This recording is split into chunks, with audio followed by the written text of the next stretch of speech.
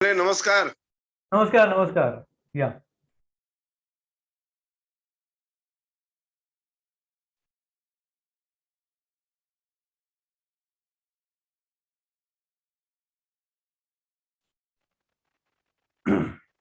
बरेच जण झालेत, 48 जण झालेत जॉईन. होय. करूया का सुरू? हो, करूया, सुरुवात करतोय. सो नमस्ते. ग्रेसफुल लिव्हिंगच्या या मीटिंगमध्ये मी सगळ्यांचं स्वागत करतो. आंतरराष्ट्रीय मेंटल हेल्थ म्हणजे मानसिक आरोग्याचा दिवस हा 10 ऑक्टोबर हा होता आणि 10 ऑक्टोबर हा रविवार असल्यामुळे खूप लोकांचे कार्यक्रम त्या दिवशी होते, म्हणून आम्ही मुद्दामच दुसऱ्या दिवशी हा कार्यक्रम करायचा ठरवला. आज आपल्या बरोबर बोलण्यासाठी डॉक्टर बांगर आलेले आहेत आणि त्याच्याबरोबर अमृता पिंपळे पाटील पण आपल्या बरोबर आहेत.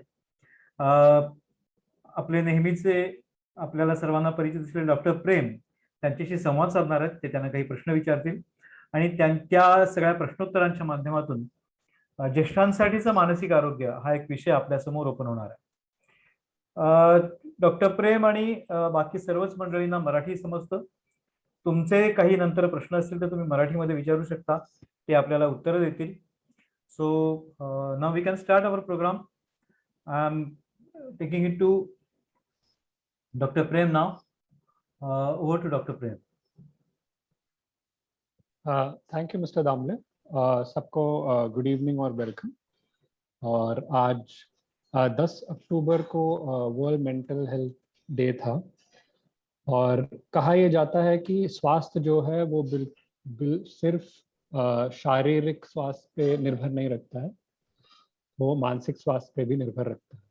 और अगर आप हेल्थ की डेफिनेशन देख लें तो health is a state of physical, mental and social wellbeing. और आज इसी मेंटल हेल्थ अवेयरनेस इनिशिएटिव के अंडर हम आज एक क्वेश्चन आंसर, एक इंटरैक्टिव सेशन रखने वाले हैं, जिसमें बातचीत होगी हमारी ओल्डर एडल्ट्स की मेंटल हेल्थ के बारे में. तो मेरे साथ आज दो वेरी इंपॉर्टेंट गेस्ट हैं और डॉक्टर संतोष बंगर हैं, जो ही is a geriatric psychiatrist and basically वो ओल्ड एज के जो वेरियस साइकेट्रिक इश्यूज हैं उनको हैंडल करते हैं. And he's very experienced with older adults, and obviously I know him for some time, so his insights और उनके जो तर्क रहेंगे वो काफ़ी महत्वपूर्ण रहेंगे. और हमारे दूसरे गेस्ट ऑफ कोर्स हैं अमृता पाटिल पिंपले जी, जो EHA इको हेल्दी एजिंग के साथ हैं और वो भी ओल्डर केयर, जो एल्डर केयर स्पेस है उसमें काफ़ी कुछ काम करते हैं और हमारे साथ पहले भी वो बातचीत कर चुके हैं वर्ल्ड अल्जाइमर्स डे के डिसीजन. और आज जो बात हम करने वाले हैं वो मेंटल हेल्थ के बारे में. तो I think my first question, welcome to both of you. First question would be to doctor Santosh Bangar. Sir, why are we wanting to talk about mental health? क्या है मानसिक स्वास्थ्य के बारे में हम क्यों बात करना चाहते हैं? नमस्कार सगळ्यांना, माझा नमस्कार आणि थँक्यू डॉक्टर प्रेम आणि मिस्टर दामले आम्हाला बोलवल्याबद्दल. आणि हा एक अत्यंत महत्वपूर्ण विषय आहे. वर्ल्ड मेंटल हेल्थ डे काल झाला आणि त्याच्यामध्ये थीम दरवर्षी थीम बदलते आणि कालची थीम होती की म्हणजे मेंटल हेल्थची सगळ्यांसाठी सेवा हवी. तर डॉक्टर प्रेमने हा सुंदर प्रश्न विचारला की कशासाठी एवढं महत्व आहे मेंटल हेल्थचा. तर आता आपण विचार केला तर सगळं आपलं मेंदूपासूनच केंद्र आहे. श्वास घेण्यापासून, लिहिण्यापासून, जेवण्यापासून सगळे जे केंद्र आहेत ते मेंदूमध्ये आहेत. आणि मेंटल हेल्थ जे आहे हे मेंदूमध्ये जे मन आपलं असतं, आता मन कोणी पाहिलं नाहीये, पण हे जे मनाचे आजार वगैरे असतात सगळे हे मेंदूमधनच तयार होतात. बरोबर. जर मेंदू व्यवस्थित असेल, मन व्यवस्थित असेल तर पुढचं सगळं आपलं व्यवस्थित चालू शकतं. तर त्यामुळेच हे स्वस्थ जे आहे आपल्या मनाचे जे ते सर्वात महत्वपूर्ण आहे. आणि शारीरिक आजार ह्याचा पण मनावरती परिणाम होऊ शकतो, मानसिक परिस्थितीवरती आपल्या परिणाम होऊ शकतो. त्याच्याने वेगवेगळे मनाचे आजार होऊ शकतात, जसे अँझायटी, डिप्रेशन म्हणा, झोप न येणे हा पण एक आजार आहे. तर ह्या सर्वांचा आपण विचार केला, सारासार विचार केला, तर ह्याचं सगळं शेवटी मेंटल हेल्थ वरतीच परिणाम होतो. आणि जर मेंटल हेल्थ व्यवस्थित असेल तर आपली शारीरिक हेल्थ पण चांगली राहू शकते आणि आपली काम करण्याची किंवा सोशल इंटरॅक्शन जे म्हणतो आपण, ते एकंदरीत जर मन व्यवस्थित असेल तर सर्व आपलं गाडी एकदम स्मूथ चालू शकते.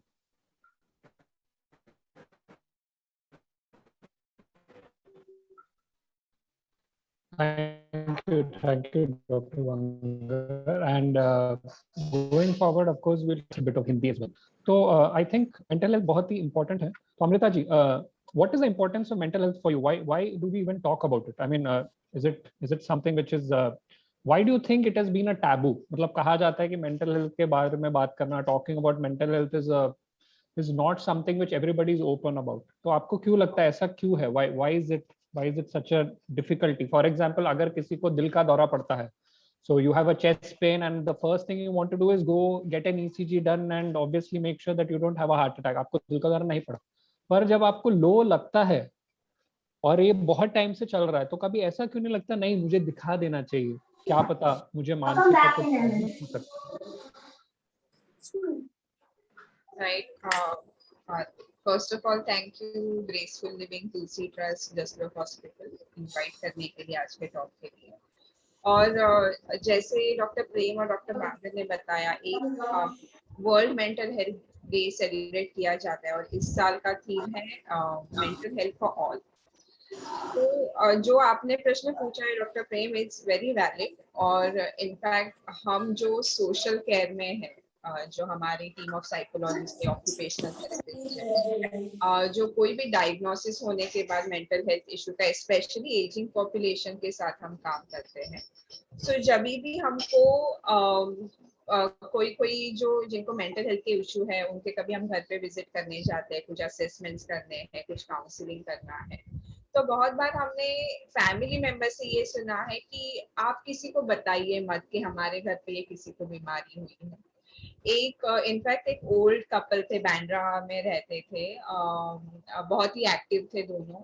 और जब हम उनके घर पे विजिट करने जाने वाले थे, उनको अल्जाइमर्स डिसीज हो गया. हालांकि ऐसे बोला जाता है कि it is a neurological disease, but जैसे थोड़े बहुत मेंटल हेल्थ रिलेटेड इश्यूज भी इसमें आ जाते हैं, बिहेवियरल सिम्टम्स जैसे.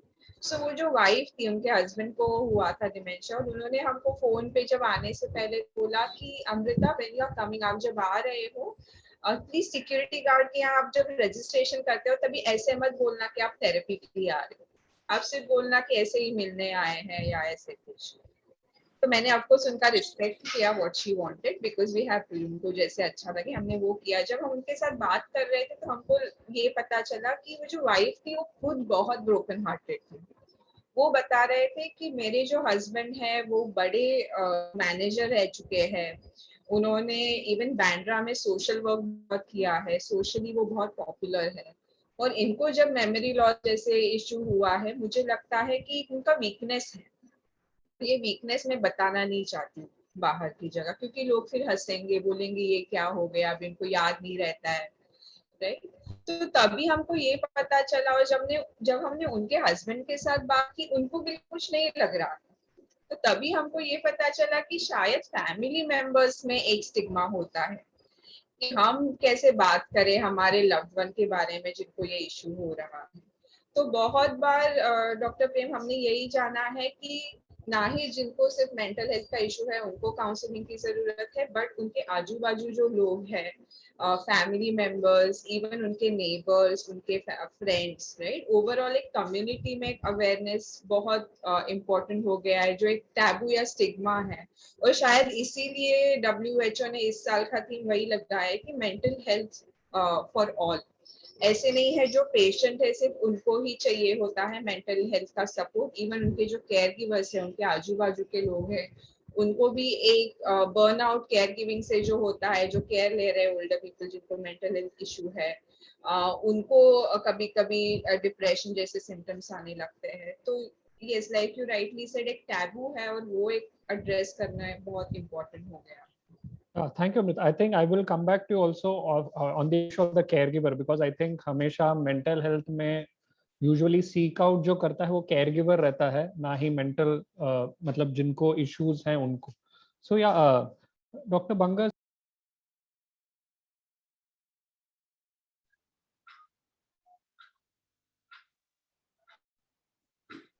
डॉक्टर आप म्यूट पे हैं.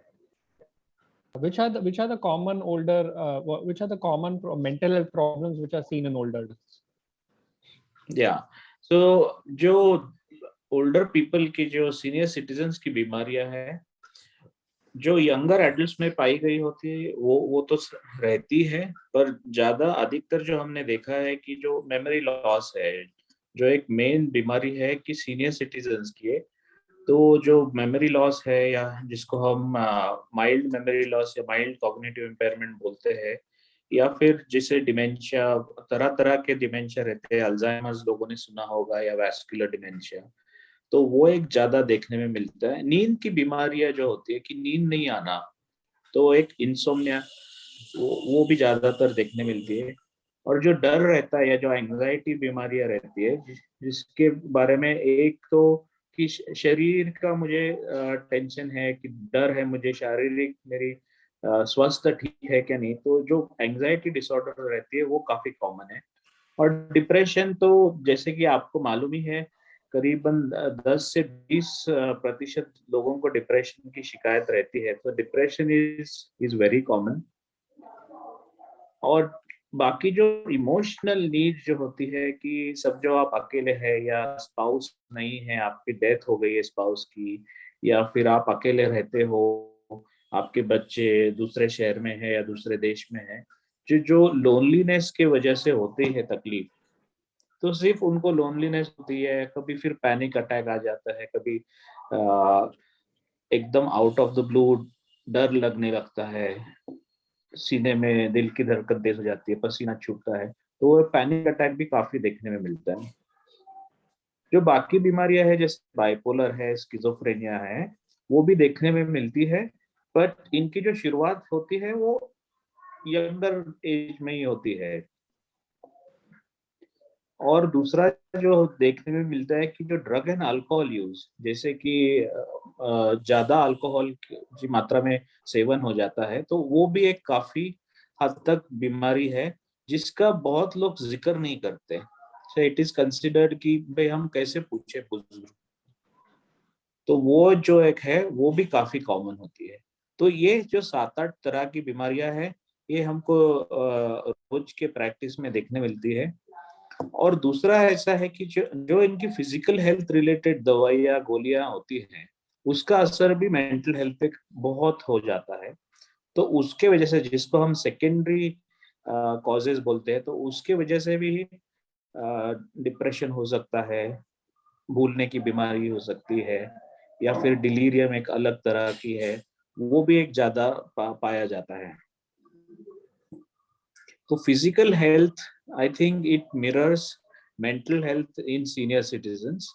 तो जैसे उनकी फिजिकल हेल्थ की भी प्रॉब्लम्स होते हैं, तो उसका असर भी मेंटल हेल्थ पे हो सकता है। और दूसरे तरह से भी मेंटल हेल्थ का भी फिजिकल हेल्थ पे असर हो सकता है। जैसे कि किसी को पार्किंसंस की बीमारी है या किसी को स्ट्रोक हुआ है, तो उसके चलते उनको सेकेंडरी प्रॉब्लम्स हो सकते हैं, जो हम कॉमन एंजाइटी डिसऑर्डर, डिप्रेशन, ऐसे हो सकता है। ठीक है सर, थैंक यू। और बेसिकली जो डॉक्टर संतोष ने कहा उसको बस मैं थोड़ा और ये करके बोलूंगा कि अल्टीमेटली आपकी जो फिजिकल फिटनेस है वो काफी इंपॉर्टेंट है। अगर आपका फिजिकल इलनेस का जो बर्डन बहुत ज्यादा है, जैसे आपको बहुत सारी बीमारियां हैं, बहुत सारी दवाइयां हैं, कभी कभी उसकी चिंता करते हुए भी ऐसे हो सकता है कि आप अपने मेंटल हेल्थ को नेग्लेक्ट कर रहे हैं। और जब नेग्लेक्ट कर रहे हैं तो फिर वो ऑटोमेटिकली बर्डन बढ़ जाता है, और बहुत टाइम में आप ये भूल जाते हैं कि फिजिकल फिटनेस के लिए मेंटल फिटनेस उतना ही अच्छा है। तो दोनों का तालमेल होना बहुत इंपॉर्टेंट है। If you are physically fit then yes you are, it's not necessary और ऑलवेज मेंटली फिट, बट अगर आप मेंटली फिट है तो फिजिकल फिटनेस की तरफ आप अपने आप को ज्यादा मोटिवेट कर सकते हैं। For example, if there is an 80-year-old, 80 साल के कोई है जिनको बहुत सारी दवाइयां हैं, और वो बोलते हैं कि नहीं मैं किसके लिए खाऊं ये दवाइयां, मतलब अगर उनके मानसिक स्टेट ठीक नहीं है, वो अगर डिप्रेशन में, तो मैं किसके लिए खाऊं, क्यों खाऊं, मुझे कल दिल का दौरा आ जाए तो मुझे फर्क नहीं पड़ता. So that is a sort of an example in which हमको दोनों का केयर करना चाहिए. तो जहां तक सोशल एंगेजमेंट की बात है Amrita ji, I think it's very important for us कि ये पार्ट हम डिस्कस करें कि सोशल एंगेजमेंट कैसे हेल्प कर सकता है ओल्डर एडल्ट्स को, और वो क्यों इंपॉर्टेंट है as far as a mental health is concern. कि सामाजिक चाहे वो एक्टिविटीज हो, चाहे वो समाज में कुछ चीजें करना हो. कोविड के पहले मतलब समाज में लोग मिलते थे, एज एग्जाम्पल एज नीचे जाके पार्क में सिर्फ 5 लोगों से बात करना, वो भी काफी कुछ हट गया था कोविड के वजह से. मैं स्पेसिफिकली कोविड से नहीं पूछ रहा हूँ, but in general social engagement का क्या रोल है और वो कितना इम्पोर्टेंट. एक्चुअली बहुत इंटरेस्टिंगली हम जब भी बात करते हैं स्पेशली ओल्डर एडल्ट्स के, तो एक हमने बहुत इंटरेस्टिंग कॉन्सेप्ट या रिसर्च पढ़ा था. एक छोटा सा ग्रुप था और उनको रिसर्चर ने पूछा कि व्हाट इज दैट एज जब आप ओल्ड होंगे, राइट? तो किसी ने बोला 60, किसी ने बोला 70, किसी ने बोला 80 एंड किसी ने 50 भी बोला, राइट? सो जो रिसर्चर था उनको बहुत इंटरेस्टिंग लगा कि हर एक कोई अलग अलग नंबर क्यों दे रहा है, बिकॉज टेक्निकली ऐसे बोला जाता है स्पेशली इंडिया में कि 60 प्लस है तो सीनियर सिटीजन है. यूके जैसे देश में 67 के बाद रिटायरमेंट होता है, राइट? सो हर एक देश में अलग अलग होता है. तो तभी जब उन्होंने उनको और पूछा कि क्यों आपको लगता है कि आप 50 इयर्स में होंगे, या कोई बोलता है 70 इयर्स, किसी ने 90 बोला. तो टिपिकली जिन्होंने 50 इयर्स बोला था they were teenagers like 15-20 years. जिसने 80 बोला था they were at the age of 60 और 70. जिसने 100 बोला था they were at the age of 80. तो एक बात हमको उन्होंने ये उनको पता चला कि एजिंग एक नेगेटिव कॉन्सेप्ट जैसे लिया गया. एज जो है ना, it is not something will happen to me. बूढ़ापा मुझे नहीं होगा, इट्स फर्दर अहेड. तो ये एक इंटरेस्टिंग कॉन्सेप्ट है. उसके तो हमें हमेशा लगता था जो ओल्ड पीपल है वो हम नहीं है, हमारे बाद में 10-20 साल पुराने ज्यादा एज होगा उनका. अभी जब कोविड हुआ तभी व्हाट हैपेंड कि जो एक्चुअली जेन्युइनली सीनियर सिटीजन थे, जो एक्टिव नहीं थे, उनको कुछ इलनेस था, जैसे डॉक्टर कांकर ने बोला फिजिकल हेल्थ इशू हो सकते हैं, फिर मेंटल हेल्थ इशू, घर पे बैठ के बेडरिडन से, बहुत हम डिमेंशिया के साथ जो काम करते हैं वो घर पे ही बैठे रहते थे बिकॉज उनको बाहर जाना सेफ नहीं था. जब कोविड हुआ तो हम सब लोग घर पे बैठ गए. पहला वीक गया, दूसरा वीक गया, तीसरा वीक गया, तभी सब आजू बाजू के इवन यंग लोग बोलने लगे कि कब से हम घर पे बैठे हैं, मेरा दम घुट रहा है, मैं नहीं बैठ सकता. और तभी बहुत सारे केयर गिवर्स के भी हमको फोन आने लगे कि क्या करें, हम भी घर पे बैठे, हमको नहीं बाहर जाने मिल रहा है. और तभी मैंने उनको वही बोला, जैसे आपको लग रहा है ना, वैसे बरसों से कितने से सीनियर सिटीजन हैं जो घर पे मोबाइल नहीं है, सोए हुए हैं, उनको भी कब यही लगता है कि हम कैसे बाहर जाए, हमको भी घूमने जाना है, हमको भी लोगों को मिलने जाना है. तो जो सोशल एंगेजमेंट था ना, वो it was underrated activity, I would से ब्रेन एक्सरसाइज जो बोलते हैं, जो हमको कोविड के बाद पता चला कि क्यों इम्पोर्टेंट था हमारे लिए सोशल एंगेजमेंट. सो इंटरेस्टिंगली और एक रिसर्च हुआ था जिसमें उन्होंने 2 ग्रुप लिए थे सीनियर सिटीजन के, और एक ग्रुप को बोला था आप सुडोकू करो, अकेले बैठ रूम में आप रोज सुडोकू सॉल्व करो, क्योंकि ऐसे बोला जाता है ये कॉग्निटिव ट्रेनिंग बहुत अच्छा होता है ब्रेन के लिए. और दूसरे ग्रुप को उन्होंने बोला कि आप हमेशा मिलके एक सेंटर पे मिलके सेम सुडोकू आप साथ में सॉल्व करो. और जब इंटरेस्टिंगली उन्होंने ये देखा कि किन लोगों की कॉग्निटिव हेल्थ ज्यादा अच्छी थी, तो उनको ये पता चला जो सोशली एक्टिविटीज करते थे उनकी ज्यादा अच्छी थी. अभी इंडिया जैसे देश में of course we are lucky, बहुत सारी शादियां होती है, पार्टीज होती है, हमको जाने मिलता है. बट कोविड से ये पूरा बंद हो गया, तो सोशल एंगेजमेंट एक पूरा बंद हो गया and people were socially isolated. In fact बहुत इवन UN, WHO, इन सब पे बहुत एक आई वुड से टीका हो रही थी कि आप इसको सोशल डिस्टेंसिंग मत बोलो, जो आप डिस्टेंस रखते हैं इसको फिजिकल डिस्टेंसिंग बोलो. So socially people still need to be engaged. So social engagement, social isolation एक फैक्टर माना जाता है डिमेंशिया होने के लिए. राइट। सो आप ओल्डर एज में आप जितना अकेलापन महसूस करते हो, आपका एक चांस बढ़ता है डिमेंशिया होने का। सो जितना हो सके आजकल डिजिटली, जैसे एक प्रोग्राम, और मैंने ये देखा है कि ग्रेसफुल लिविंग बहुत रेगुलरली ये प्रोग्राम्स करते हैं। सो इन अ वे आप एक सोशली एंगेज हो रहे हो डिजिटली। सो जितना आप हो सके, जितना आप कनेक्टेड रहोगे, बातें करोगे, आपको अच्छा लगेगा। इनफैक्ट बहुत सारे जो लोग जिनकी मेमोरी लॉस होती है, हमको ऐसे लगता है उनको कुछ जरूरत नहीं है सोशल एंगेजमेंट की, बट ऐसे बिल्कुल नहीं है। वो शायद ग्रुप्स में ना बात कर पाए, लेकिन 1 to 1 अगर आप उनके साथ बैठ के बात करो, उनको अच्छा लगता है। तो there is no doubt social activity is very important part of brain exercise. तो जब भी आपको कोई बोलता है सुडोकू करो, वर्ड सर्च करो, एक एक्टिविटी हम उनको हमेशा बोलते हैं, आप लोगों को मिलो, फैमिली हो, फ्रेंड्स हो, एक फोन कॉल करो, व्हाट्सएप पे कनेक्ट रहो, वीडियो कॉल करो। So these activities are very important। और रिसर्च से ये प्रूव हुआ है कि सोशली आप जितने कनेक्टेड ज्यादा रहोगे, उतना आपके ब्रेन को बेनिफिट होगा। वन ऑफ द रीजन एक बोला जाता है रिटायरमेंट के बाद थोड़ा आइसोलेशन बढ़ता है, क्योंकि हम हमेशा काम पे जाते हैं, वहां अपने एक्वेंटेंस को मिलते हैं, फ्रेंड्स को मिलते हैं ऑफिस में, राइट। बहुत लोगों के लोकल ट्रेन्स में फ्रेंड्स थे। सो ये सब पूरा टूट गया था या फिर रिटायरमेंट के बाद वो एक एंगेजमेंट कनेक्टेड कर रहा हूँ, फिर बेनिफिट ही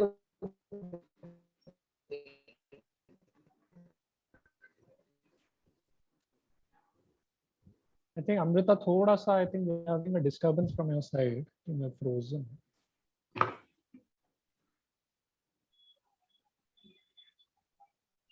अच्छा, अभी सुनाई दे रहा है? हाँ, अभी दे रहा हूँ. Yeah.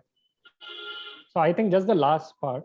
Anyways, I'll come back to you. So I think सबसे important चीज जो उन्होंने बोला है कि I think which has been, to be very frank, emphasized throughout is social distancing. तो बोला गया था because it was one of the बोल सकते the 3 things कि आप hand rub करो और mask आपको पहनना चाहिए, social distancing रखिए. तो सोशल डिस्टेंसिंग कभी नहीं होना चाहिए था, सोशल डिस्टेंसिंग नहीं, फिजिकल डिस्टेंसिंग होना चाहिए था, सोशल आइसोलेशन नहीं. तो शुरुआत में क्या हो गया, बहुत सारा आइसोलेशन हो गया एंड देन ऑब्वियसली बहुत सारी चीजें बदली. तो डॉक्टर बंगर, आई थिंक जो बहुत इंपॉर्टेंट क्वेश्चन जो हमेशा सब बोलते हैं कि जैसे हार्ट अटैक के लिए ये रिस्क फैक्टर है, स्ट्रोक के लिए ये रिस्क फैक्टर है, तो what are the risk factors for mental health diseases in older adults? कि मतलब क्या रिस्क फैक्टर्स हैं या स्ट्रेसर्स हैं जिसको मतलब लोगों को अपने मन में रखना चाहिए कि इससे ये हो सकता है या वो रिस्क पे है? हाँ, दिस इज वेरी इम्पोर्टेंट। काफी अच्छा सवाल पूछा आपने। कि देखिए कि हर एक का स्वभाव अलग होता है, तो कुछ कुछ जो रिस्क फैक्टर्स होते हैं, ये अगर जिन लोगों का स्वभाव ही अच्छा है, जो एकदम स्ट्रांग होते हैं मेंटली, जिनकी पर्सनालिटी एकदम they are considered to be fighters, या फिर कोई भी मुश्किल का सामना कर सकते हैं, तो उन लोगों में हालांकि रिस्क फैक्टर होने से भी उनको कोई बीमारी नहीं हो सकती. सो जो पर्सनालिटी होती है हर एक की, वो एक यूनिक चीज होती है. हालांकि कई कॉमन पर्सनालिटीज होती है लोगों में, तो जब जो रिस्क फैक्टर्स है, वो सारे रिस्क फैक्टर होने के बावजूद भी अगर किसी की अच्छी पर्सनालिटी, एकदम स्ट्रांग नेचर है, फाइटिंग नेचर है, या तो उनमें मानसिक बीमारी का कम पाया गया है. तो जिन लोगों में सपोज कि अगर किसी का स्वभाव ऐसा है कि आप टेंशन लेने वाले हो, कोई भी थोड़ा थोड़ा चीज पे आपको अगर एकदम डर लगने लगा, जैसे आप एंजाइटी पर्सनालिटी ट्रेट्स बोलते हैं, जो एंशियस नेचर होता है, वरिंग नेचर होता है किसी का, कि अरे बाबा अब क्या हो जाएगा, ये हुआ मुझे तो ये तो नहीं हो जाएगा, अगर मुझे चेस्ट में पेन हुआ तो ये हार्ट अटैक तो नहीं है. तो ऐसे जो लोग कभी कभी जो एंशियस नेचर के होते हैं, तो उनमें ये एंजाइटी डिसऑर्डर्स, डिप्रेशन ज्यादा होने की संभावना होती है. तो जो पर्सनालिटी है, जो स्वभाव हम बोलते हैं, वो काफी इंपॉर्टेंट होता है कि उनकी कोपिंग स्ट्रेटजीज कैसे, कोपिंग मैकेनिज्म कैसे है. तो जो बाकी रिस्क फैक्टर जो है कि सोशल आइसोलेशन, जैसे अमृता जी ने भी बताया और आपने भी जिक्र किया, तो जो सोशल आइसोलेशन जो होता है, जो कोविड के चलते वो एक नेचुरली हो गया था, तो सबका ही तो उससे क्या होता है कि काफी हम अकेले अकेले पड़ जाते हैं और इंटरेक्ट नहीं हो जाता है। तो उसमें ये एंजाइटी डिसऑर्डर्स, डिप्रेशन होने की ज्यादा संभावना है। और एक सोशल आइसोलेशन है कि जिससे नींद में भी काफी परिणाम हो सकता है कि यदि आप दिन में अगर कुछ काम नहीं है आपको, आप दिन में सो जाओगे तो रात की जो नींद है वो खराब हो जाएगी, टूटी टूटी हो जाएगी। तो वो एक जो है सोशल आइसोलेशन एक बहुत महत्वपूर्ण रिस्क फैक्टर है कई मानसिक बीमारियों के लिए, जैसे कि मैंने एंजाइटी डिप्रेशन बोला, और डिमेंशिया के लिए भी है। जो फिजिकल हेल्थ रिस्क फैक्टर्स होते हैं, जैसे जिनको ब्लड प्रेशर है, डायबिटीज है, और बाकी जो समझो किसी को स्ट्रोक हुआ है और बहुत सी सारी दवाइयां ले रहे हैं, तो उसका भी असर मेंटल हेल्थ पे हो सकता है। सो that is also another very important risk factors कि आपको अगर काफी फिजिकल इलनेसेस है तो उससे मेंटल हेल्थ की प्रॉब्लम्स होने की भी संभावना ज्यादा होती है। अच्छा, मैंने पहले अल्कोहल के बारे में बताया था, स्मोकिंग के बारे में बताया था। तो स्मोकिंग बहुत से जो सीनियर सिटीजन हम प्रैक्टिस में देखते हैं, they are either ex smokers और they smoke very very little.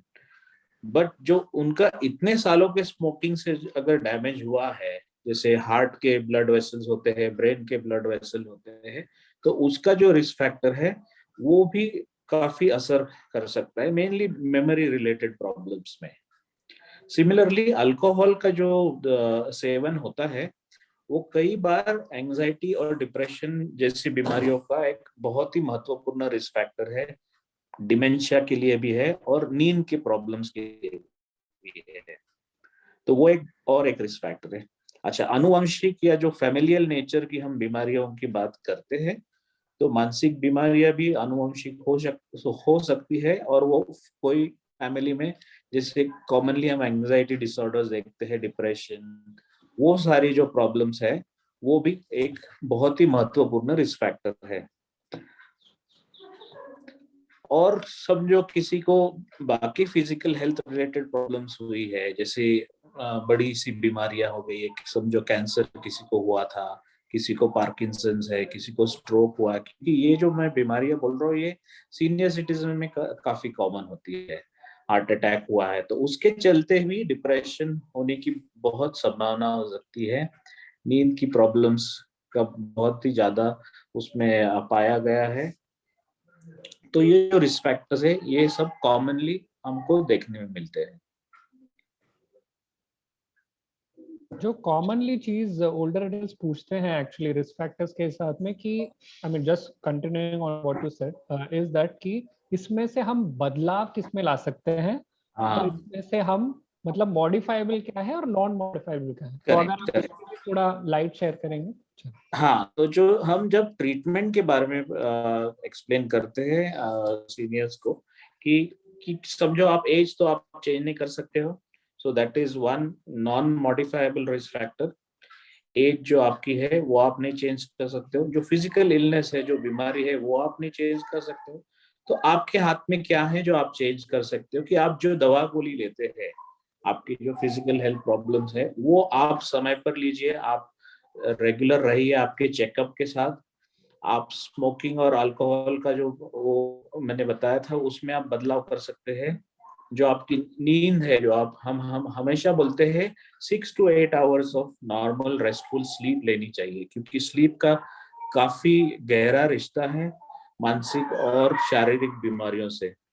तो अगर आपकी नींद अच्छे से होती है तो काफी बीमारियों का प्रमाण कम हो जाता है। दूसरा है कि आप एक्सरसाइज किया कीजिए। ऐसे नहीं कि आप मैराथन भागने जाइए, हालांकि कई सीनियर्स हैं जो मैराथन भी भागते हैं, बट लाइट एक्सरसाइज, आप माइल्ड एक्सरसाइज है जैसे ब्रिस्क वॉकिंग है, जिसके लिए आपको कोई इन्वेस्टमेंट करने की जरूरत नहीं, कोई जिम ज्वाइन करने की जरूरत नहीं। आप आपके टाइम में half an hour walk is very essential. It is absolutely daily routine में जो आपका है वो एक होना चाहिए एक्सरसाइज। तीसरा है कि जो डाइट है हमारा, डाइट एक बहुत ही महत्वपूर्ण है कि आप एक बैलेंस डाइट लीजिए जिसमें हाई कार्बोहाइड्रेट्स अवॉइड कीजिए, जैसे कि बहुत सारे जो आजकल जो ब्रेड रिलेटेड प्रोडक्ट्स आते हैं, जो मैदा के आते हैं, वो आप अवॉइड कीजिए। और रिच इन प्रोटीन्स, जैसे हम बोलते हैं कि अगर आप वेजिटेरियन हो तो दाल का सेवन ज्यादा कीजिए, सोया खा सकते हो आप, नॉन वेज हो तो आप एग खा सकते हैं, और चिकन खा सकते हैं जो बोनलेस हो, तो उसके प्रोटीन ज्यादा आपको मिलेगा। एंड ग्रीन लीफी वेजिटेबल, जो हरी सब्जियां है, और फ्रूट्स है, फ्रेश फ्रूट्स, वो खाना बहुत जरूरी है। उससे मोशन भी ठीक हो जाता है। और कम सॉल्ट, लो सॉल्ट डाइट है, and no sugar, as far as possible आप शुगर अवॉइड कीजिए, या फिर ऊपर से शक्कर मत डालिए ज्यादा। तो ये जो डाइट का है, ये एक बहुत ही महत्वपूर्ण है। तो ये जो रिस्क फैक्टर्स है, जो हमारे हाथ में हम कंट्रोल कर सकते हैं। और जैसे हमने पहले भी डिस्कस किया था कि सोशल जो हमारी ये है कि डे टू डे आप मीटिंग्स कीजिए किसी के साथ, आप जैसे फोन पे है, या आजकल सोशल मीडिया बहुत प्रचलित है, व्हाट्सएप है, फेसबुक का जो है, आप कांटेक्ट में रहिए। जो रिसेंट डेवलपमेंट हो रही है, न्यूज रहती है, जैसे आप पेपर पढ़ते हो या फिर सुडोकू वो करते हो, वो जो है वो ब्रेन एक्सरसाइज के है। जैसे हमने फिजिकल एक्सरसाइज बताई, तो ये सारी ब्रेन एक्सरसाइज उसमें रहेगी, तो आपकी जो रिस्क फैक्टर्स है वो काफी हद तक कम हो जाएंगे। तो ये जो सारा है, इससे काफी फायदा हो जाएगा। आपको और कुछ समझ आया, आपको कुछ याद आ रहा है रिस्क फैक्टर आप कवर करना चाहेंगे डॉक्टर प्रेम या अमृता जी?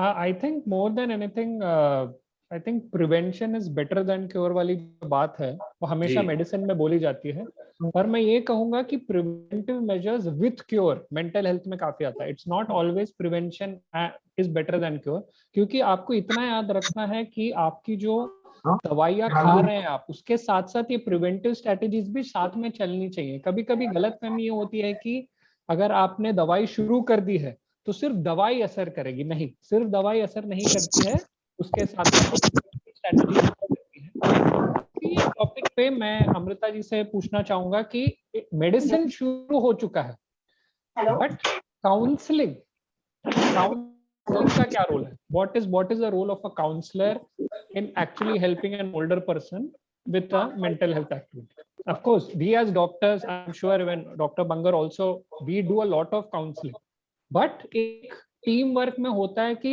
एक काउंसलर, एक साइकोलॉजिस्ट की भी जरूरत पड़ सकती है। तो उस केस में what is the role of counselling, कि मतलब वार्तालाप करके अच्छे से बात करने में और उसको विस्तार से समझाने में कि क्या करना, that is one. And another thing is having counselling sessions. तो उसका क्या इम्पोर्टेंस है और क्या कैसे हेल्प कर सकता है वो ओल्डर एडल्ट्स? जैसे राइटली डॉक्टर बांकर और डॉक्टर ने बताया कि एक तो एक डायग्नोसिस फर्स्ट बहुत इम्पोर्टेंट है। बहुत बार हमने आई थिंक अगेन एक लोगों में स्टिग्मा होता है कि हम साइकेट्रिस्ट के पास कैसे जाए कि हमको ये बीमारी हुई है। तो पहली बात है कि ऐसे आपको बिल्कुल नहीं सोचना है।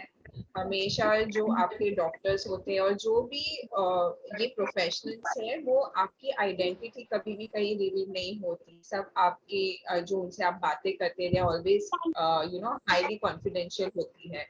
तो कोई दूसरा ये डायग्नोसिस नहीं दे सकता। अगर आपको अगर लगने लगा कि थोड़ा मेमोरी लॉस का सिम्टम्स है तो ये डिमेंशिया है, बिल्कुल नहीं। Doctor is the right person कि आपको डायग्नोसिस दे, बिकॉज बहुत बार मेमोरी लॉस मॉडिफाइबल फैक्टर्स से भी हो सकता है, विटामिन डिफिशिएंसी हो सकती है, डिप्रेशन जैसे जो ट्रीटेबल कॉजेस है, राइट। पहले तो आपको डॉक्टर के पास जाके डायग्नोसिस लेना है। आई थिंक हम बहुत लकी है कि हमारे यहाँ जीरियाट्रिक स्पेशलिस्ट है, जैसे डॉक्टर बांगर है, वो स्पेशली बुढ़ापे में होने वाले साइकेट्रिक इशू में स्पेशलाइज करते हैं। डॉक्टर प्रेम जो है, he is a geriatrician, he only specialises in older adults के जो इश्यूज होते हैं, राइट। तो जो बहुत ही डिफरेंट पाए गए हैं बाकी एज वाले पॉपुलेशन से। सो एक है आप एक राइट डायग्नोसिस लें। उसके बाद अगर आपको कोई डॉक्टर बोलते हैं कि आपको काउंसलिंग की जरूरत है तो वो जरूर ले, क्योंकि ये जो टॉकिंग थेरेपीज होती है इसका साइड इफेक्ट बिल्कुल कुछ होता नहीं है, बट आपको एक कोपिंग स्किल देते हैं कि अगर आपको आज कुछ एंजाइटी या डिप्रेशन जैसे इशू है, आप जो ट्रेन्ड थेरेपिस्ट होते हैं, साइकोथेरेपिस्ट होते हैं, उनके साथ बात करते हैं, तो आप ये नहीं बताएंगे आपको क्या करना चाहिए, लेकिन आपकी बात करके आप नहीं ढूंढेंगे, आप सोल्यूशन ढूंढिए, आप में ही वो स्किल्स डेवलप करेंगे कि अगर फिर से कभी आपको प्रॉब्लम आता है तो आप उसको कैसे हैंडल कर सको। जैसे डॉक्टर बांगर ने बताया कि एक पर्सनालिटी कोई स्ट्रांग होती है, वो able to handle lot of issues in life, उनको ये ज्यादा इश्यूज इनको ये ज्यादा कंसर्न्स नहीं होते, तो आपको भी वो इन अ वे जो काउंसलर्स है वो आपको वो स्किल्स देंगे अलॉन्ग विथ मेडिकेशन। सो दोनों बहुत ही जरूरी है, आपको आपके डॉक्टर बताएंगे आपको कौन सी थेरेपीज इम्पोर्टेंट है। दूसरी बात, एक रेगुलर होना बहुत जरूरी है। बहुत बार लोगों को लगता है अरे अभी अच्छा लग रहा है तो डॉक्टर के पास जाने की अभी जरूरत नहीं है या फिर काउंसलिंग की जरूरत नहीं है, तो वैसे बिल्कुल मत कीजिए। एक आपको रेगुलर फॉलो अप बहुत जरूरी है। कुछ चेंजेस इन मेडिकेशन है तो वो आपको डॉक्टर से बात करके एडजस्ट करना बहुत जरूरी है। स्पेशली कोविड टाइम में डॉक्टर ने हमने ये देखा कि फैमिली मेंबर्स हमको कॉल करके पूछते थे कि मेरे मॉम या डैड एल्डरली है, तो हमको उनको हॉस्पिटल या क्लिनिक में नहीं लेके जाना है, विच वी अंडरस्टैंड। मतलब वैसे पैनिक सिचुएशन था, specially first wave second wave जब थे। अभी तो most of us are vaccinated, तो many doctors offer tele consultation. आप आपके डॉक्टर से बात करके उनसे पूछिए अगर टेली कंसल्टेशन पॉसिबल है, या फिर होम विजिट घर पे आके अगर वो कंसल्टेशन कर पाए, वो एक सेफ ऑप्शन है। So you know discuss this with your doctor. आजकल ऐसे नहीं है कि आप गए 10 मिनट में डॉक्टर ने आपको गोलियां दी और भेज दिया, बिल्कुल नहीं। स्पेशली जो 2 डॉक्टर मेरे सामने आए, पर्सनली नो कि वो पेशेंट को बहुत टाइम देते हैं, उनको काउंसलिंग उधर करते हैं। तो I think it's very important कि आप मेडिकेशन और काउंसलिंग ये दोनों थेरेपीज अगर जैसे डॉक्टर ने रेकमेंड किया है वैसे आप लो, तो यू विल गेट रिजल्ट और आपको एक लॉन्ग टर्म बेनिफिट मिलेगा उसका। एक कोपिंग स्किल्स आप में आ जाएंगे तो कभी आगे बढ़ के भी कभी मेंटल हेल्थ इशू है, you be able to handle it. बहुत ही सही वे में और अच्छे तरीके से अमृता जी ने ये बताया। कोविड के बारे में उन्होंने बात की, तो मैं सिर्फ एक क्वेश्चन जरूर कोविड पे कवर करूंगा। हालांकि कोविड काफी टाइम से चल रहा है और पहले नहीं था। प्री कोविड और पोस्ट कोविड बात होगी, जब इतिहास में हम अभी हमेशा वैसे बात करेंगे, बिकॉज आई थिंक पहली पैंडेमिक देखने वाले भी लोग थे। I mean I know in the world की जो स्पेनिश फ्लू वाला पैंडेमिक है, उन्होंने 2 पैंडेमिक देख लिए, तो ऑब्वियसली वो मोर देन 100 ईयर्स के हैं अभी। पर डॉक्टर बंगर, कोविड ने कैसे बदला मेंटल हेल्थ, ओल्डर एडल्ट्स के मेंटल हेल्थ को आपके एक्सपीरियंस में भी, और इन जनरल आपने जो भी आपने टॉक, मतलब आपके जो कंपैट्रिएट्स हैं in general in your experience, and what do feel कि कोविड ने मेंटल हेल्थ ऑफ जो बुजुर्ग है, मानसिक उनकी जो हेल्थ है, उसको कैसे बदला? ये काफी इम्पोर्टेंट आपने सवाल पूछा है, because as you rightly said कि pre covid and post covid, ये जैसे पहले होता था कि एडी और बीसी जैसे है, आजकल वही होने वाला है कि जैसे pre world war 2 and post world war 2 जैसे होता था। तो I hope there is no more pandemic, कि हम ये हमारी लाइफ टाइम में एक ही पैंडेमिक हम देखें। तो इससे क्या हुआ है कि लोगों को काफी समय मिला है अपने आप से बात करने का, फैमिली से बात करने का। तो जो हम बोलते हैं रिफ्लेक्शन, जो खुद की जो लाइफ है उसको स्टडी करने का भी काफी समय इनको मिला है। तो उसके चलते मीडिया ने भी काफी अवेयरनेस बढ़ाया है मेंटल हेल्थ का। ऑफ कोर्स फिजिकल हेल्थ का भी कोविड रिलेटेड काफी कवरेज हुआ है। तो लोगों को काफी इसका फायदा इस तरह से हुआ है कि उनको मेंटल हेल्थ का जो इम्पोर्टेंस है उनको समझ में काफी लोगों को आ गया है कि मेंटल हेल्थ की कितनी हमारी, जो हम भले ही कितने स्ट्रांग हो, 6 फीट आप हो, 90 किलो के हो, आपकी बॉडी अच्छी हो, पर ये किसी को भी मेंटल हेल्थ बीमारियां जो होती है वो किसी को भी हो सकती है, गरीब से अमीर लोगों को, स्ट्रॉन्ग वीक पर्सन को, किसी को भी हो सकती है। तो क्योंकि पहले जो मानना था लोगों का, ये स्टिग्मा होता था कि साइकेट्रिस्ट के पास आप जा रहे हो मेंटल हेल्थ या काउंसलिंग कर रहे हो तो मतलब आप एक वीक पर्सन हो, कि आपका एक जो मन है, जो आपका माइंड है, आप वीक हो। तो उनकी बहुत निंदा करते थे लोग। हालांकि अभी जो अवेयरनेस बढ़ा है, बहुत लोगों को ये मालूम पड़ा है कि इसका महत्व उतना ही है जितना शारीरिक बीमारियों का है। सो वो एक हमने बहुत ही बड़ा बदलाव देखा है। और जो यंगर जनरेशन है, जिनको अभी सारा कुछ स्मार्टफोन में एट द फिंगर टिप्स जो मिलता है, तो उसके चलते डॉक्टरों की भी अवेलेबिलिटी, टेली कंसल्टेशन जो गवर्नमेंट ने भी अलाउ किया था, तो वो भी एक फायदा हुआ है कि अवेयरनेस उनको भी ये पता चला है क्योंकि उनको अपने माता पिता या दादा दादी का जो ख्याल रखना है, सास ससुर का जो भी है, तो वो उनमें भी अवेयरनेस बढ़ गया है। और उनका जो खुद का जो वर्क फ्रॉम होम होता था यंगर जनरेशन का, उनको भी पता चला है कि वर्क फ्रॉम होम हालांकि एक अच्छी, एक कन्वीनियंट सेवा है, बट उसका भी एक नेगेटिव इम्पैक्ट हो सकता है। लॉकडाउन से उनकी भी मानसिक जो परिस्थिति है, जो हालत है, उसको भी काफी असर पड़ा है। सो ऑल एंड ऑल मैं कहूंगा कि जो अवेयरनेस बढ़ गया है, और उसके चलते काफी लोग जो आते हैं हमारे पास, वो एक एंजाइटी रिलेटेड बीमारियों को लेकर आते हैं। और सीनियर सिटीजन्स की हम बात करें तो उनको जो फिजिकल हेल्थ का जो नेगेटिव इम्पैक्ट हुआ है, क्योंकि एक्सरसाइज नहीं कर पा रहे थे, बाहर नहीं जा पा रहे थे, सोशल इंटरेक्शन नहीं हो रहा था, तो उनकी फिजिकल और मेंटल हेल्थ दोनों सफर हुई है।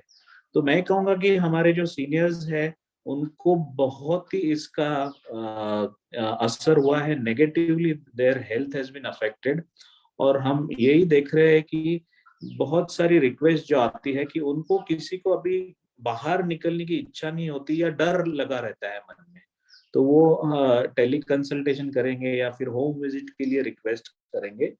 तो उससे एक एक ये फायदा हुआ है कि उनकी बेझिझक वो अभी फोन उठा के बात कर सकते हैं कि भाई मुझे ये तकलीफ है, जो शायद मुझे लगता है प्री कोविड या कुछ सालों पहले वो न कर पाते।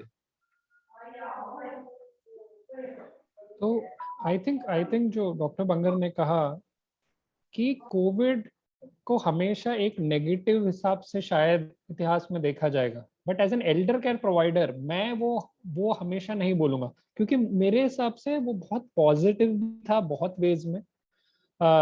एक तो पॉजिटिव आप बोलेंगे कि पॉजिटिव कैसे हुआ, एक तो ये है कि आई थिंक आप सब लोग इस जूम मीटिंग में सुन रहे हैं इतनी तादाद में, वही सबसे बड़ी पॉजिटिविटी है। क्योंकि बहुत सारे लोग शायद, अरे मैं खुद आई थिंक जैन 2020 में जूम का जेड भी नहीं जानता था। तो आप सोच सकते हैं, आप लोग बहुत सारे लोग शायद टेक्नोलॉजी में बिलीव नहीं करते थे, या आपको थोड़ा इनर्शिया था, मतलब आप करना चाहते थे लेकिन सीख लेंगे देखते हैं शायद था, पर आप अभी हैं, आप सामने हैं हमारे। और उतना ही पहले जो difficult as a health care perspective, जैसे डॉक्टर बंगर ने बोला कि हम कनेक्ट हो पाए बेहतर वे में, कि बहुत सारे टाइम हमें क्या करना पड़ता था कि होम विजिट अगर हो तो वो प्लान करके हम जाते हैं, पर ऐसा अभी क्या है कि हम कनेक्ट पहले हो सकते हैं, हमें पता है कि क्या चल रहा है और जरूरत पड़ने पर हम होम विजिट भी करते हैं। तो एक कनेक्टिविटी, तो हम हमेशा कहते हैं कि आप कोविड को नेगेटिव तरीके से पूरी तरह से मत देखिए, उसमें सिल्वर लाइनिंग भी थी, अवेयरनेस बढ़ा, पर मेंटल हेल्थ की जो अवेयरनेस है उसको घटने मत दीजिए। जितना अवेयरनेस बढ़ा उतना ही कंटिन्यूस सब लोगों को सोचना चाहिए उसके बारे में। और झिझक जो हमेशा थी पहले कि अगर मुझे ये नेगेटिविटी हो रही है कि तो मुझे डॉक्टर के पास जाना चाहिए या नहीं जाना चाहिए, वो वाली झिझक अगर आगे चल के कम हो तो बहुत ही बेहतर होगी। स्पेशली अगर आप, मैं ओल्डर एडल्ट के पर्सपेक्टिव से बात करता हूँ, मैं 90 साल का हूँ, मैंने सब कुछ खुद किया है, पर अभी मेरा मन ठीक है, तो मैं कैसे किसी को बोल सकता हूँ कि नहीं मेरे से चीजें नहीं हो रही या मतलब मेरा मन लो है। तो वैसा मत सोचिए। यू आर ब्रेव, आप ब्रेव हैं अगर आप सीख करते हैं ट्रीटमेंट। आप ब्रेव तब नहीं है कि आपको ये नहीं लगना चाहिए कि मैं वीक हूं कि मैं ट्रीटमेंट के लिए जा रहा हूँ या जा रही हूँ। तो वो चीज आप हमेशा मन में रखें।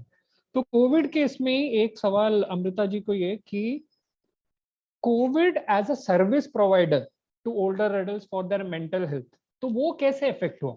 मतलब उसको आपने कैसे, आपको मॉडिफाई करना पड़ा आपकी तरफ से? क्योंकि पहले आप इन पर्सन सबको काउंसलिंग करा सकते थे, इन पर्सन सर्विसेज दे सकते थे, पर यहाँ पे डिस्टेंस, मतलब बात ये ऐसे हो गई कि सोशल डिस्टेंसिंग की बात हो गई, फिजिकल डिस्टेंसिंग की बात हो गई, लोगों को घर पहुंचना तो दूर, लोग तो मतलब बाहर जाना तो दूर, लोग तो मतलब बिल्कुल ही टैबू में थे कि मतलब मैं बाहर, कोई छींक भी दिया, ऐसा ऐसा टाइम था कि कोई घर पे छींक भी देगा तो मुझे कोविड हो सकता है। एंड फाइन, ये पैनिक नहीं था, दैट वाज एन ऑब्वियस डर था, क्योंकि अभी भी मैं बोल सकता हूँ COVID is an unknown thing, we are working on it. 1 साल का बच्चा है, 1 साल 18 महीने का बच्चा है, हमें पता नहीं है कि और कितनी चीजें कर सकता हो, पर so how easy, how difficult, I wouldn't say easy, how you have to modify, आपको मॉडिफाई कैसे करना पड़ा था सर्विस प्रोवाइड करने में? राइट, तो बेसिकली हमारा service doctor Prem is very travel based. तो हमारे जो साइकोलॉजिस्ट है वो मोस्टली घर जाके विजिट करते थे एल्डरली लोगों को, बिकॉज वो ऑलरेडी इमोबाइल थे या फिर उनको कुछ मेमोरी इश्यूज थे, तो वो अकेले कभी बाहर नहीं निकलते थे, they preferred their own cosy home, और उधर हम जाके विजिट करते थे। तो जब लॉकडाउन हुआ, ऑफ कोर्स हमारी टीम नहीं जा पा रही थी उनको विजिट करने के लिए, हमको थोड़ा टाइम लगा सब पासेस अरेंज करने को, टीम भी थोड़ी हमारी वरीड थे कि हम ट्रैवल करेंगे, वैक्सीन बिल्कुल नहीं थे तो हमको क्या होगा। तो सच बोलूं तो वी ऑल वर वल्नरेबल, ऐसे नहीं था सिर्फ ओल्डर अडल्ट्स, हम सब बहुत एंशियस हो गए थे, हम सब वी वर वरीड कि आगे क्या होगा, कैसे होगा। जैसे थोड़ा थोड़ा सिचुएशन गॉट बेटर, हमारी विजिट्स बढ़ने लगी। उसमें भी बहुत सारे एल्डरली ने यही सोचा कि शायद घर पे नहीं आए तो बेटर है, लेकिन मेजॉरिटी ने सरप्राइजिंगली हमको बोला कि आप घर पे आओ, क्योंकि उनके फैमिली मेंबर्स ने नोटिस करने लगे कि जैसे ही उनके ये एक्सरसाइजेस बंद हो गए थे, बाहर जाना तो बिल्कुल बंद था, लेकिन जैसे हमारे साइकोलॉजिस्ट, सोशल वर्कर जब विजिट करना बंद किया, उन्होंने ये एक्सरसाइज करते, कॉग्निटिव एक्टिविटीज उनके साथ करते हैं, वो बोलने लगे कि उनका शायद मेमोरी लॉस और थोड़ा बढ़ गया ऐसे लगता है, या फिर उनका मूड, एंजाइटी ज्यादा बढ़ गया, हमको घर पे मैनेज नहीं होता है। तो आप जैसे भी हो मास्क पहन के आओ, आप जितना हो सके सब सैनिटाइज करो, ये करो वो करो, लेकिन आप घर पे आओ। तो सब रूल्स हमने भी विजिट सितंबर 2020 से स्टार्ट कर दिया था। तो एक था कि डिमांड बढ़ गया हमारी के लिए, एक नहीं बोले तो भी एल्डरली केयर के लिए थोड़ा अवेयरनेस क्रिएट हुआ, स्पेशली जो अकेले है घर पे, जिनके जैसे कि बच्चे बाहर देश में हैं, वो बिल्कुल नहीं आ पाए उनको मिलने के लिए। तो तभी जो हम उनके साथ फैमिलीज के साथ काम करते थे, वो बोलते थे कि हम हमारे पेरेंट्स को नहीं मिल पा रहे हैं, एटलीस्ट थ्रू यू हमको रेगुलर एक अपडेट मिल रहा है कि उनको कैसे है, वो क्या कर रहे हैं। बिकॉज सी आई वुड से कि पेरेंट्स बहुत बार अपने बच्चों को नहीं बताते हैं उनको कुछ हेल्थ इश्यूज है, जैसे कि इवन थोड़ा जैसे मेमोरी लॉस, हमने हमेशा देखा है कि जो एल्डरली है वो खुद, उनको समझ में आता है कि वो कुछ भूल रहे हैं, कुछ चीजें ठीक नहीं है, नॉर्मल नहीं है, लेकिन वो बहुत महीने सालों तक रुकते हैं जब तक वो कुछ एक्चुअली सीरियस नहीं होता। In fact it should be other way around, जब भी आप कुछ नोटिस करते हो आप फैमिली को बताइए, या फिर आप डायरेक्टली डॉक्टर को जाके मिलिए। अभी जस्ट 3 दिन पहले हमको डायरेक्टली एक लेडी का कॉल आया, बोल रहे हैं मुझे मेमोरी लॉस हुआ है, और वो डॉक्टर ने आप बोला था कि आप हमारे साथ थोड़ा एक्टिविटीज करो। और सच बोले मुझे बहुत अच्छा लगा कि खुद वो एल्डरली उन्होंने अपने हेल्थ में इंटरेस्ट लिया कि उनको थोड़ा बहुत मेमोरी लॉस हुआ है, वो कैसे उस पर काम करें। तो कोविड का हमने डेफिनेटली देखा है एल्डरली केयर के लिए डिमांड बढ़ गया है। जो फैमिली मेंबर्स है वो अपने जो ओल्डर अडल्ट है उनके घर पे उनके लिए दे आर वरीड। उन्होंने ऑनलाइन सर्विसेज, जैसे डॉक्टर प्रेम आपने बोला, जूम पे फिर हमने स्टार्ट किए थे सेशन।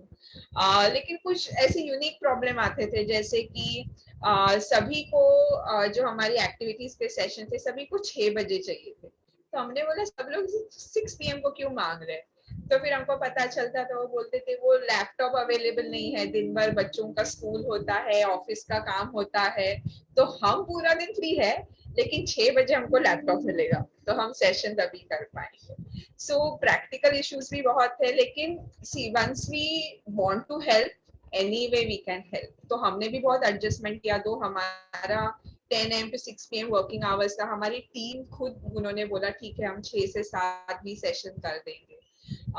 इन पर्सन सेशंस जैसे स्टार्ट हुए, आई बी ऑनेस्ट, ऑनलाइन सेशंस बंद किए बहुत सारे एल्डरली ने। उन्होंने बोला हमको घर पे आके ही सेशंस चाहिए। इनफैक्ट हमारा जो एक ग्रुप का सेशंस भी होता है मुंबई में, वो सेंटर अभी हम सोच रहे स्टार्ट करने का। आपके ग्रेसफुल लिविंग के साथ भी we are talking about group sessions, क्योंकि आजकल बहुत एल्डरली बोल रहे हैं हमको ऐसे सेफ जगह आके लोगों को मिलना है, 4 या 5 के ग्रुप में एक्टिविटीज करनी है।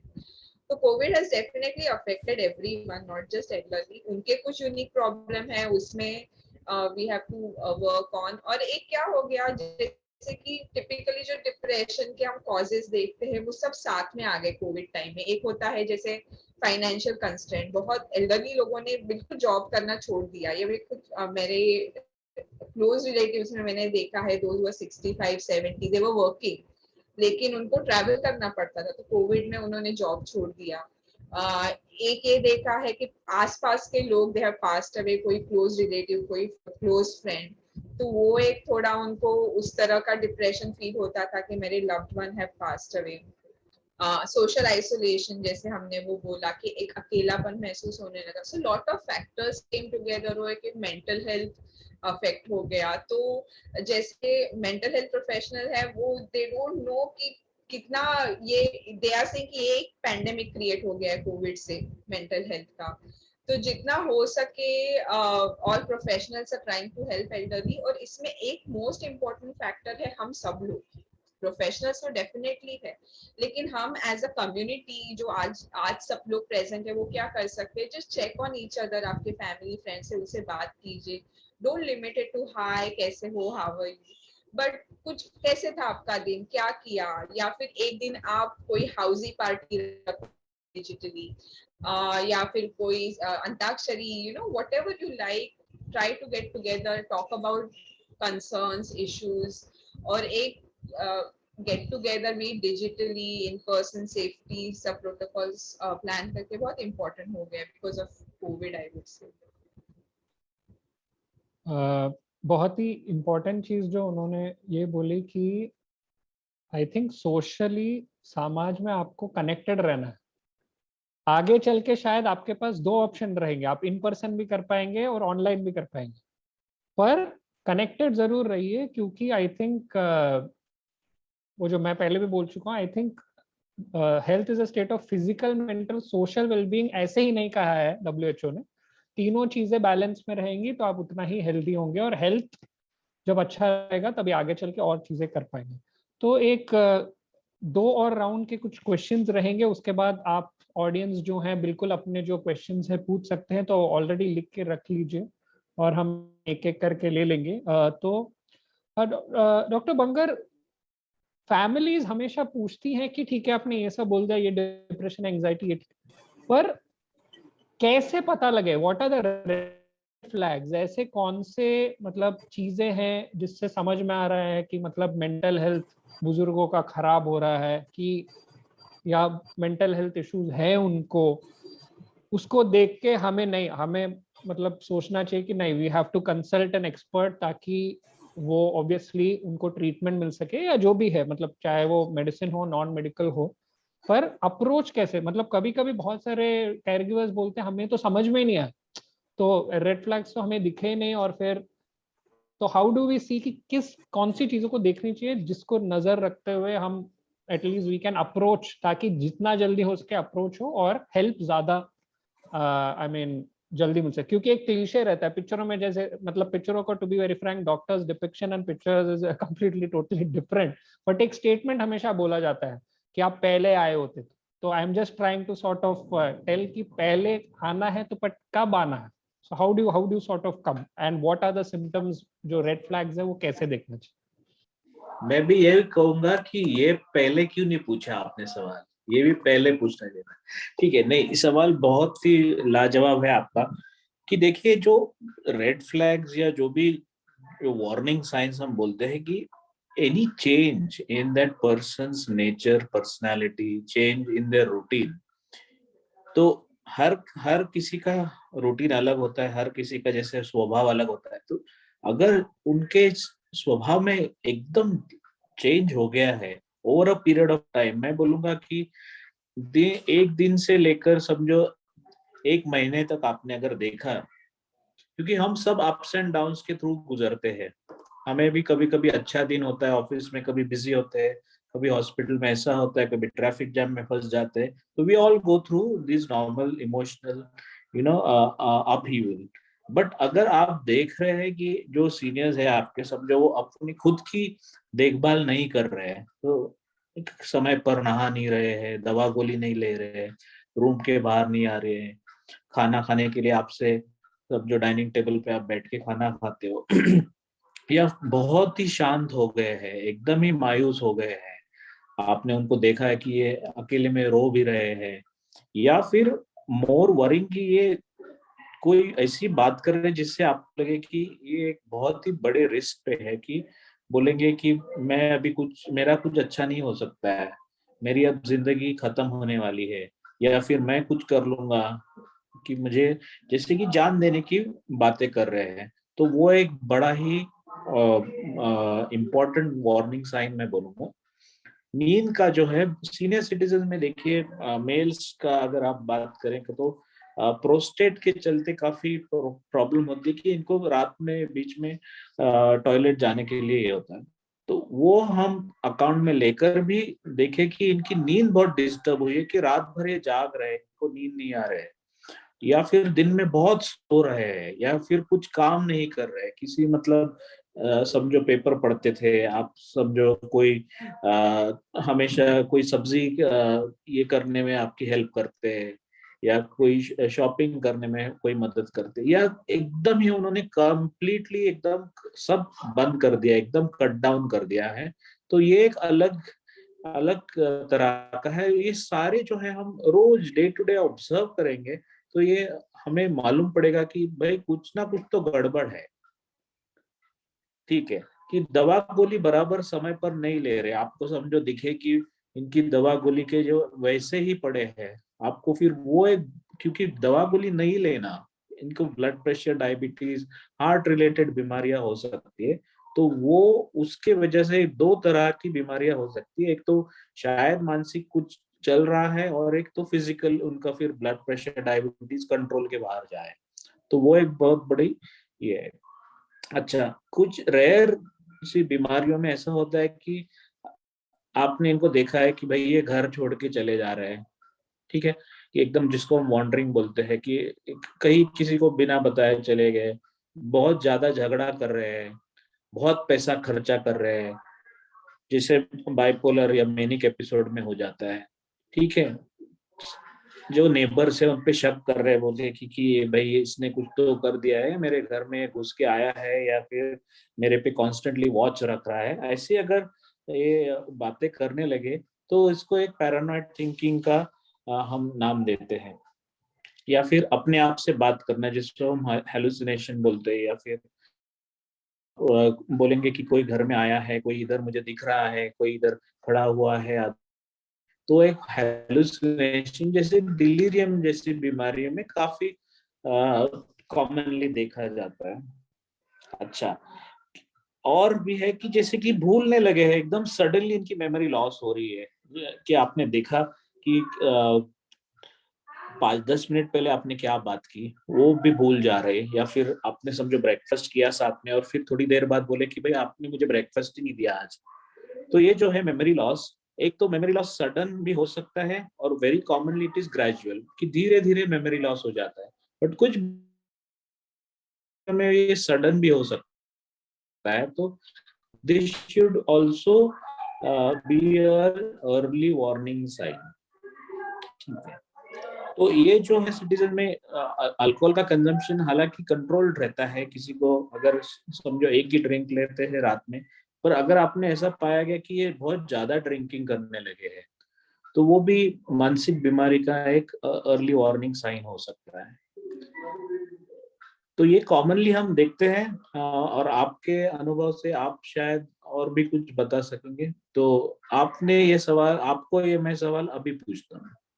नहीं, मेरे हिसाब से तो आई थिंक इट्स जो भी आपने कवर किया वो बहुत ही इम्पोर्टेंट था। And I think warning sign में बहुत कभी कभी बहुत सैटल चीजें रहती हैं, जैसे डॉक्टर के अपॉइंटमेंट के लिए नहीं आना, अवॉइड करना कि नहीं वो वैसे भी कुछ हो नहीं रहा है, मतलब डिफरेंस है लेकिन हो नहीं रहा, फिर सडनली पर्पसली कुछ बहाने बाज देना कि बोलना कि नहीं मतलब मुझे आज बिल्कुल ठीक नहीं लग रहा, और बिल्कुल ठीक रहते हैं लेकिन आप एज अ केयर गिवर आपको थोड़ा पैटर्न समझ में आ रहा है कि जैसे अपॉइंटमेंट आने लगता है उसके 2-3 दिन पहले नहीं मुझे ठीक नहीं हो रहा है, अरे बहुत ट्रैफिक होगा आज, मतलब तो ऐसी चीजें बहाने ढूंढना कि नहीं जाना, और दवाइयां खा रहे हैं बोल रहे और आप भरोसा कर रहे हैं लेकिन रियलाइज हुआ कि दवाई तो खाई नहीं है, मतलब इट्स लाइक कि पिछले अपॉइंटमेंट और अभी में शायद दवाइयां मिली नहीं है या दवाई खाई नहीं है तो और खराबी हो रही है। तो ये सब चीजें फिर एक नॉर्मल मतलब एक पर्सन अगर एक्सट्रोवर्ट है जो बहुत बात करते हैं सबसे, वो सडनली बात करना छोड़ रहे हैं, अवॉइड कर रहे हैं socially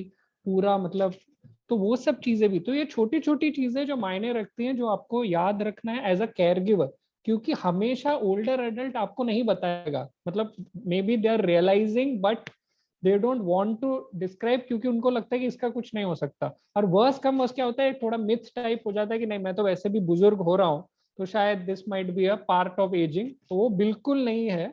mental health older adults जो डिसऑर्डर्स है वो अलग, और एजिंग के साथ जो नॉर्मल चीजें होती हैं वो अलग।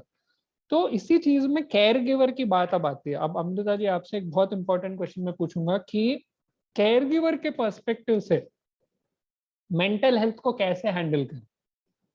For example, if it's a caregiver of a person who has got anxiety, who has got depression, older adult, I mean, we are dealing about older adult with problems of old age, as in disease plus mental health disorder. So, how does a caregiver see?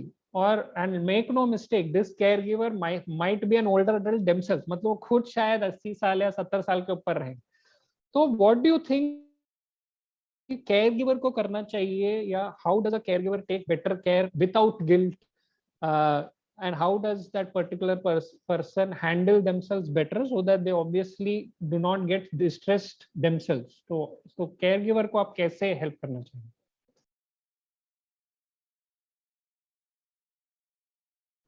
Right जी, I think mental health एक मतलब mental health issues ऐसे है कि वो सिर्फ एक person को नहीं तो पूरे फैमिली को अफेक्ट करते हैं। बहुत बार ये क्रॉनिक कंडीशन होते हैं, जैसे कि एक बार ये कुछ डायग्नोसिस होता है तो इयर्स ऑन वो बीमारी के साथ उनको they are living with it. तो ऐसे टाइम पे फैमिली का सपोर्ट एक बहुत इम्पोर्टेंट हो जाता है। तो केयर गिवर्स का हमने जैसे कि बहुत ये अभी क्वाइट कॉमनली देखा जाता है कि केयर गिवर खुद बहुत मेंटल हेल्थ इशू एक्सपीरियंस करते हैं, जैसे कि एक बर्नआउट, उनको फटीग आ जाता है केयर लेते हुए कि मुझको घर का भी काम करना है, मुझे केयर भी लेना है, मुझे मेरा ऑफिस का भी काम देखना है, मुझे बिल्कुल टाइम नहीं मिलता है जो मुझे करना है, राइट। तो एक उनको फटीग आ जाता है। दूसरा है कि स्ट्रेस वो एक्सपीरियंस करने लगते हैं, क्योंकि बहुत बार हमने देखा है फैमिली में एक दो मेंबर्स ऐसे होते हैं जिनको सब कुछ करना होता है उनके लव्ड वन के लिए, mainly because they love their parents so much, spouse so much, right. तो आपको लगता है अरे ये तो मेरा ड्यूटी है, मुझे सब कुछ करना बहुत जरूरी है। और इसमें क्या हो जाता है कि आप खुद की एक एनर्जी आपकी ड्रेन होने लगती है, फिजिकली मेंटली आपको बर्नआउट एक्सपीरियंस होने लगता है, और उसका डायरेक्टली अफेक्ट होते हैं जिनके आप केयर ले रहे हैं, जिनके लिए आप इतना कुछ कर रहे हो, उनकी केयर अफेक्ट हो जाती है। तो पहली बात तो ये है कि हम इनफैक्ट लास्ट 5 साल से care giver support group run कर रहे हैं टोटली फ्री ऑफ कॉस्ट, क्योंकि हमने यही देखा अगर हमको किसी पेशेंट की या जो एल्डरली व्यक्ति है उनको अगर इश्यू है, उनकी अगर हमको सेहत की हमको कंसर्न है कि उनका वेलबींग कैसे रहे, तो हमने यही समझा कि मोस्ट इम्पोर्टेंट उसमें था उनके care givers. So care giver को एक एजुकेशन जो बोलते हैं ट्रेनिंग की सपोज आप बोल रहे हो कि किसी ओल्डर अडल्ट को डिप्रेशन हो गया, तो उनकी अगर स्पाउस है, उनके जो बच्चे हैं, उनको हम काउंसलिंग देते हैं और उनको बताते हैं कि ये बीमारी क्या है। जैसे कि बहुत बार हम कॉमनली सुनते हैं कि उनको बोलते हैं अरे डिप्रेशन कुछ नहीं है, जस्ट चीयर अप, चल बाहर जाते हैं थोड़ी देर। और ये नहीं हम समझते उनके डिप्रेशन की वजह से उनको कुछ भी बात करने का मन नहीं कर रहा है, कुछ भी एक्टिविटी करने का मन नहीं कर रहा। तो अगर ये फैमिली मेंबर समझ पाए कि डिप्रेशन क्या बीमारी है, उससे क्या होता है, क्यों आपके लव्ड वन है वो कुछ भी करना नहीं चाहते, हेल्प नहीं करना चाहते किसी भी काम में, एक ही जगह बैठे रहते हैं, किसी से बात नहीं करना है, राइट। तो ऐसे टाइम आप जब किसी राइट डॉक्टर के पास जाके डायग्नोसिस करवाते हो, मेडिसिन टाइम पे देते हो, उनको जो नेसेसरी थेरेपीज है वो आपको देते हो, उनको देते हो, और एक आप अंडरस्टैंड करोगे कि ये स्लो प्रोसेस होता है।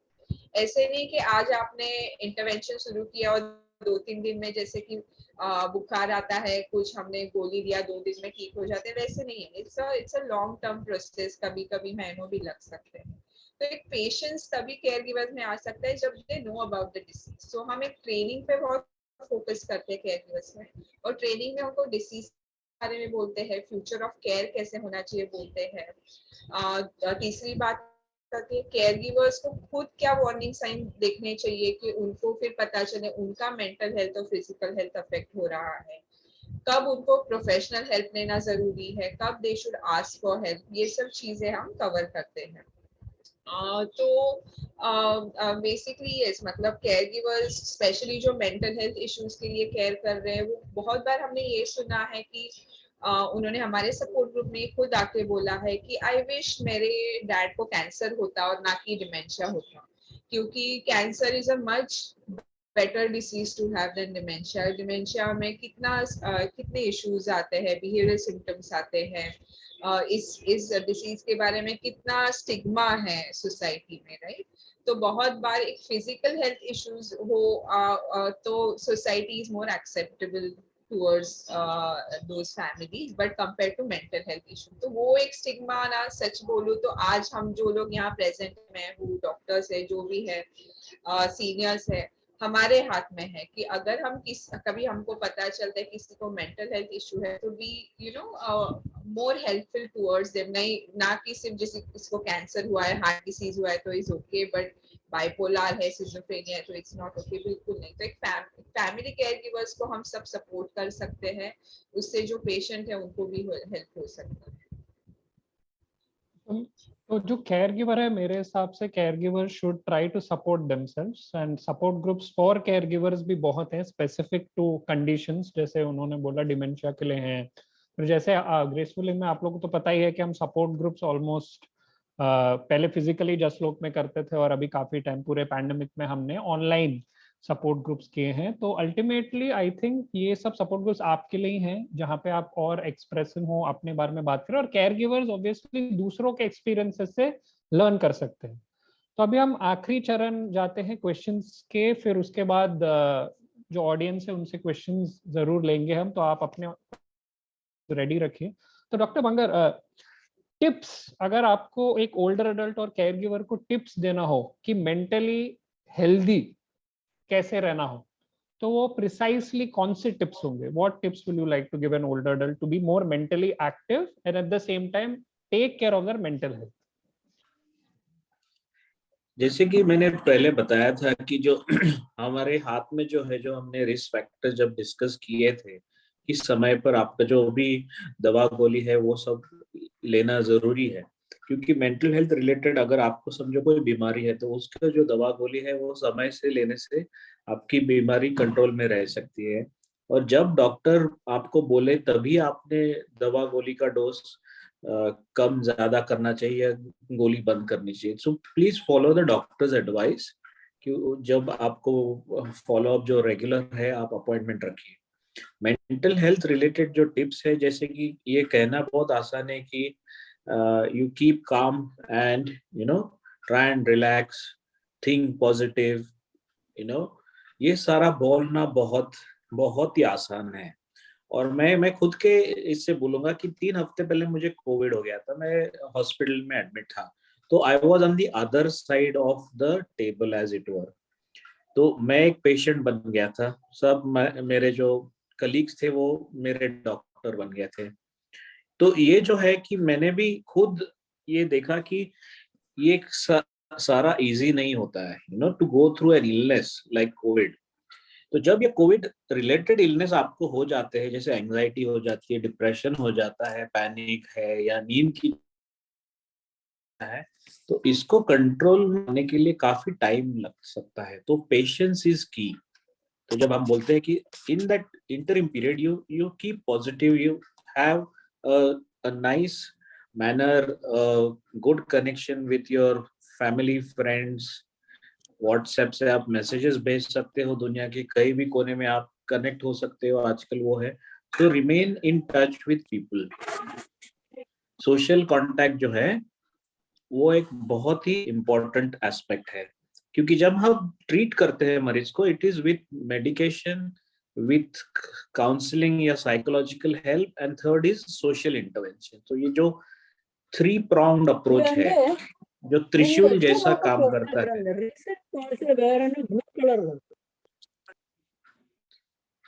तो ये जो तीनों है, इसका उतना ही महत्व है। तो ये सारा आप कर करके आपकी जो मेंटल हेल्थ है, जो परिस्थिति है मानसिक, उसको आप फ्रेश रख सकते हैं। जो आपकी नींद का है, जो पहले मैंने बताया था कि why it is so important having a refreshing 6 to 8 hours undisturbed sleep. वो एक है, आप समय पर आपका खाना खाइए, रूटीन जो है वो फॉलो कीजिए, क्योंकि वो फिर बॉडी को आदत हो जाती है, एक स्ट्रक्चर हो जाता है रूटीन मेंटेन करने का। अगर आपको काउंसलिंग एडवाइस की है तो please follow all the advice that your counselor, your therapist is giving you, because they will give you certain tasks, like हम जिसको होमवर्क बोलते हैं, वो आप समय पर कीजिए और उनके साथ इंटरेक्ट कीजिए। और कभी भी आपको कोई भी कठिनाई हो, डिफिकल्टी हो, या आपको लग रहा है कि आपकी हेल्थ थोड़ी डिटीरियोरेट हो रही है, थोड़ी डिक्लाइन हो रही है, तो बेझिझक आप आपके डॉक्टर से, आपके फैमिली मेंबर से डिस्कस कीजिए।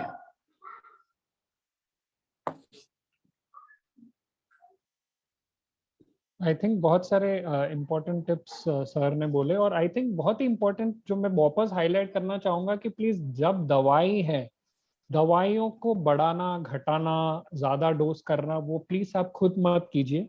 खुद दवाई स्टॉप मत कीजिए।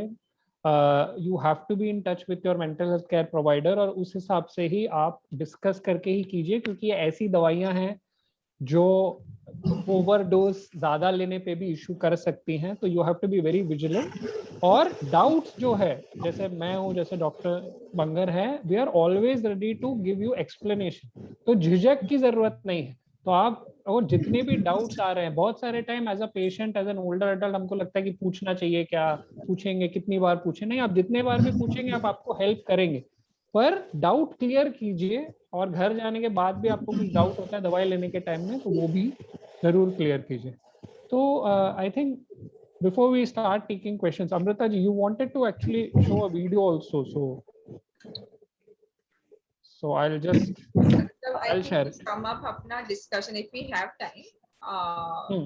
WHO ने वो रिलीज किया था वीडियो की ओल्डर अडल्ट्स को कैसे इंक्लूसिव हेल्थ केयर प्लान से बेनिफिट हो सकता है। और जैसे आज का वो भी वही समरी है कि फिजिकल एंड मेंटल हेल्थ वो hand in hand, right.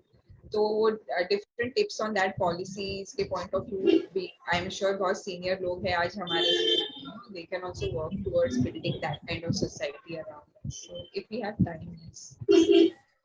Okay, I think maybe then we'll take the questions first, and then try to get into the video. So any maybe share any, but before I take the questions from your side, any tips for the Amrita ji, from your side, any tips that you would want to give the older adults and their caregivers regarding their mental health, and what they should try to do so that the taboo is decreased? Right. So I think Dr. Bangar and Dr. Prem have already given us very good tips. So एक हमने ये चीज की है कि acceptance बहुत important हो जाता है ऐसे सिचुएशन में। अगर आपको कुछ प्रॉब्लम्स है अगर आप डॉक्टर के पास गए, आप डायग्नोसिस मिला, तो उधर एक एक्सेप्टेंस बहुत इंपॉर्टेंट हो जाता है कि ठीक है, ये बीमारी मुझे हुई है, मुझे डॉक्टर ने अश्योरेंस दिया है कि मैं ये ट्रीटमेंट फॉलो करूंगी, तो फिर आई विल फील बेटर, मैं क्योर हो सकती हूँ, या फिर अगर कोई इनक्योरेबल डिसीज है उसको मैनेज कर सकते हैं। यूजुअली हमने क्या देखा है कि time is very important in this, जैसे आपने डॉक्टर प्रेम बताया कि पहले क्यों नहीं आ पाएंगे, तो अभी जो भी टाइम आप डॉक्टर के पास गए, you have got the diagnosis, वो टाइम पे वंस यू एक्सेप्ट, एक नॉन इमोशनल आप लोगे ना ये डिसीज के लिए, सो उसके साथ you can start treatment quickly. हमने बहुत देखा है कि फैमिली केयर गिवर्स, पीपल जो सफरिंग मेंटल हेल्थ एक्सेप्ट नहीं करते हैं, उसमें फिर बहुत उनका टाइम चला जाता है, ये डॉक्टर के पास जाओ, वो डॉक्टर के पास जाओ, ये दूसरा ट्रीटमेंट ट्राई करो, कोई कुछ बोलता है ये काढ़ा लो, वो काढ़ा लो, right, so they go behind that और एक्चुअल ट्रीटमेंट भूल जाते हैं।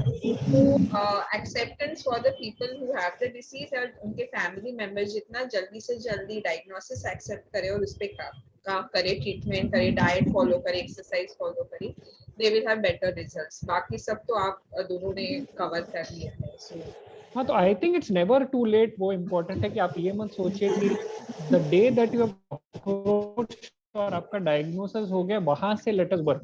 क्योंकि क्या है, कभी कभी नेगेटिविटी ये हो जाती है कि नहीं, इट्स जस्ट मैं इतना लेट आ गई हूँ या आ गया हूँ और कुछ इसके आगे हो सकता है या नहीं हो सकता है।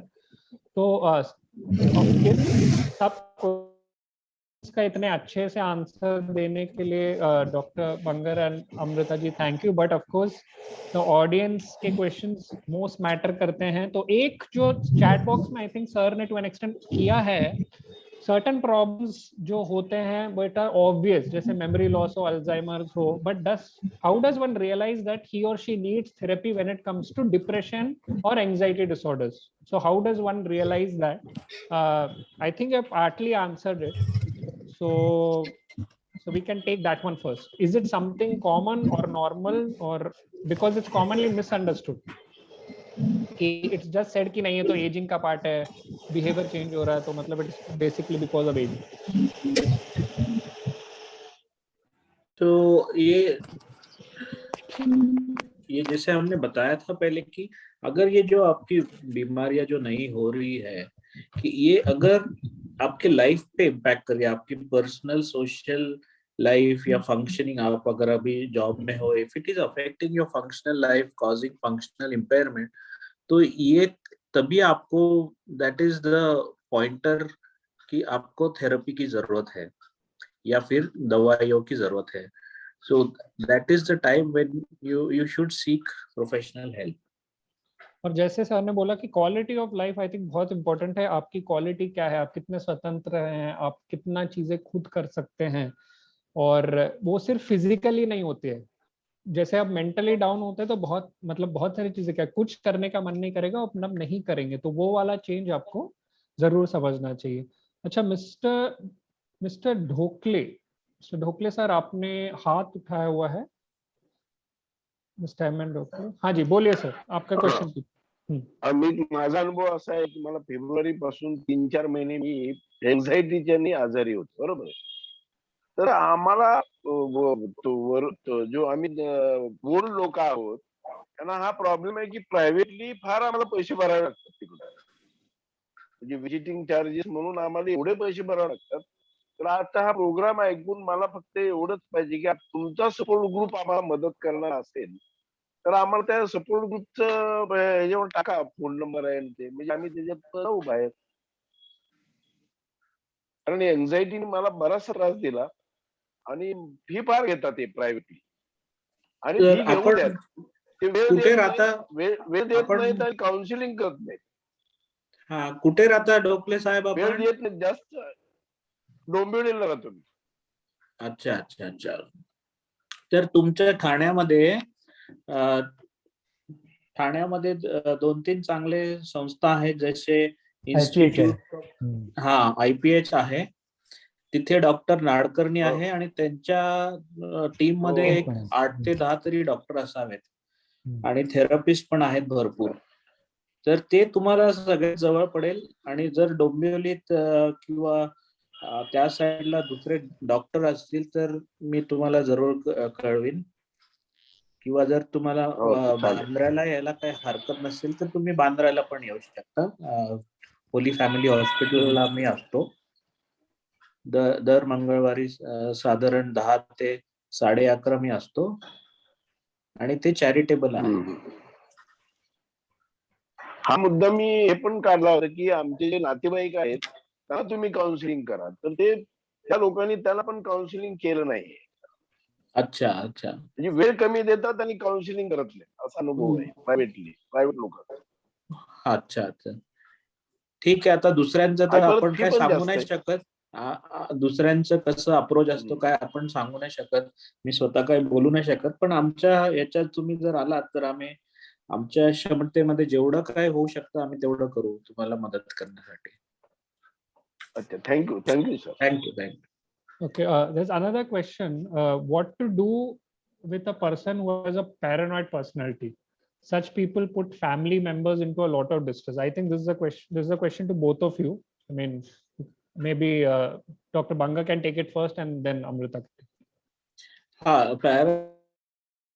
Personality is thankfully not very common, but it does cause a lot of problem, lot of friction in the family and in the social network as well. So there is treatment available, but of course because of the nature of paranoid personality, जो मरीज की हमेशा जो ऐसी tendency रहती है कि जहाँ शक करते हैं, हर चीज पर शक करते हैं, तो उनको थोड़ा ट्रीट करना मुश्किल होता है, एक चैलेंज है। क्योंकि आप कोई भी इंटरवेंशन करें या दवा गोली दे या काउंसलिंग, तो उनको लगता है कि भाई ये आप उनके बेस्ट इंटरेस्ट में नहीं कर रहे हो। तो हालांकि there is effective treatment available, but इसको बहुत समय लग सकता है, काफी साल ये सफर कर सकते हैं ये और इनकी फैमिली। तो this is a particularly challenging kind of personality.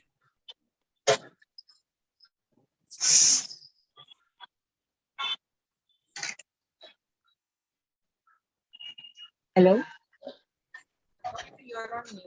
Doctor आप म्यूट है. And how can a caregiver sort of handle that? I know it might not be very common, but first way of handling, of course, is the diagnosis, which you have already sort of said. But I think what other, if you want to add anything to it, would you want to tell the caregiver in particular? So, yeah, like Dr. Banga suggested, it does get difficult, especially for family members. So, from the non-medical perspective, overall mental health concerns हो या behavioral symptoms हो, उसमें our focus is on finding trigger points. से कि क्या incidents के वजह से उनको कभी भी एंजाइटी ज्यादा फील होती है या फिर वो इनसिक्योर फील करने लगते हैं, डाउट्स लेने लगते हैं, राइट? तो उसमें फैमिली मेंबर्स के साथ हम इन्वेस्टिगेशन करते हैं, उनको पूछते हैं, अगर आपको ऐसे लगता है कोई नया से केयर गिवर उनको उनकी आया बाई उनको हेल्प करने आई केयर देने के लिए, आपको लगता है वो ज्यादा बढ़ता है, अगर हाँ बोले तो वो आया बाई को थोड़ा टेक्निक्स दे सकते हैं, उनको ट्रेनिंग दे सकते हैं कि कैसे हैंडल करना है। बहुत बार हमने देखा है कि वो कोई कंप्लेन कर रहे हैं, स्पेशली उनके कुछ बिहेवियर सिम्टम्स है, वो कुछ किसी पे ब्लेम कर रहे हैं कि इसने मेरा किसी ने चुराया है, और if we very quickly disagree with them कि नहीं ऐसे कुछ हुआ ही नहीं है, आपने किधर रखा होगा, तो हमने देखा है कि तभी उनको बहुत बुरा लगता है। सो बहुत बार हम उनको सिंपली बोलते हैं as much as possible agree with them, उनके साथ ज्यादा डिसएग्रीमेंट मत करो, राइट? सो इसके लिए overall we try to say कि अगर care givers start empathising with the person जिनको मेंटल हेल्थ इशू है, वो समझने लगे what they are going through, they are better able to handle the situation. तो इसमें अगेन एक एजुकेशन इज वेरी इंपॉर्टेंट, और बात है कि जो भी उनके आजू बाजू लोग हैं उनको एक थोड़ा व्यू ऑफ सिचुएशन, इनको किस वजह से ट्रिगर्स होते हैं और उनका बिहेवियर सिम्टम्स आता है। सो हमने देखा है कि वो बहुत अच्छे तरीके से फिर सिचुएशन हैंडल कर सकते हैं, अगर उनके आजू बाजू जो उनके लोग हैं वो समझ पाए कि इसमें किस तरह से बात करनी है, कैसे सिचुएशन हैंडल करना है।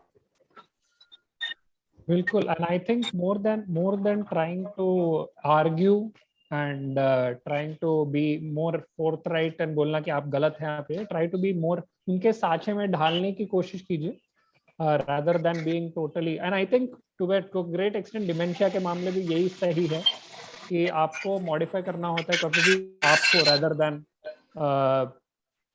उनको वो modify कर पाएंगे. I think it's a very direct question here by Sri Vidya. She's a parent of a child with leukodystrophy. She has depression and getting treatment with amitriptyline and escitalopram. Still, I feel down. So what we can do, I think it's quite a direct. So we will try to help you out. If you could just send your phone number, we can get in touch with you, because this might not be, we cannot solve this, I think, on just a particular question online. तो श्री विद्या जी, आप अपना phone number please भेज दीजिए और उस हिसाब से आपको हेल्प करने की कोशिश करते हैं. जी, उनका काउंसलिंग की तरफ ज्यादा, मतलब जो आपके ट्रीटिंग डॉक्टर है Shri Vidya ji, if you can get in touch with him और her, they may be able to help you out, because locally आप अगर काउंसलिंग करेंगे तो बेटर होगा. क्योंकि यहाँ से आपको ऑनलाइन काउंसलिंग, हालांकि it is a wonderful and a very easy system, कभी क्या होता है जो इन पर्सन हम मिलकर बात करते हैं, that is more effective.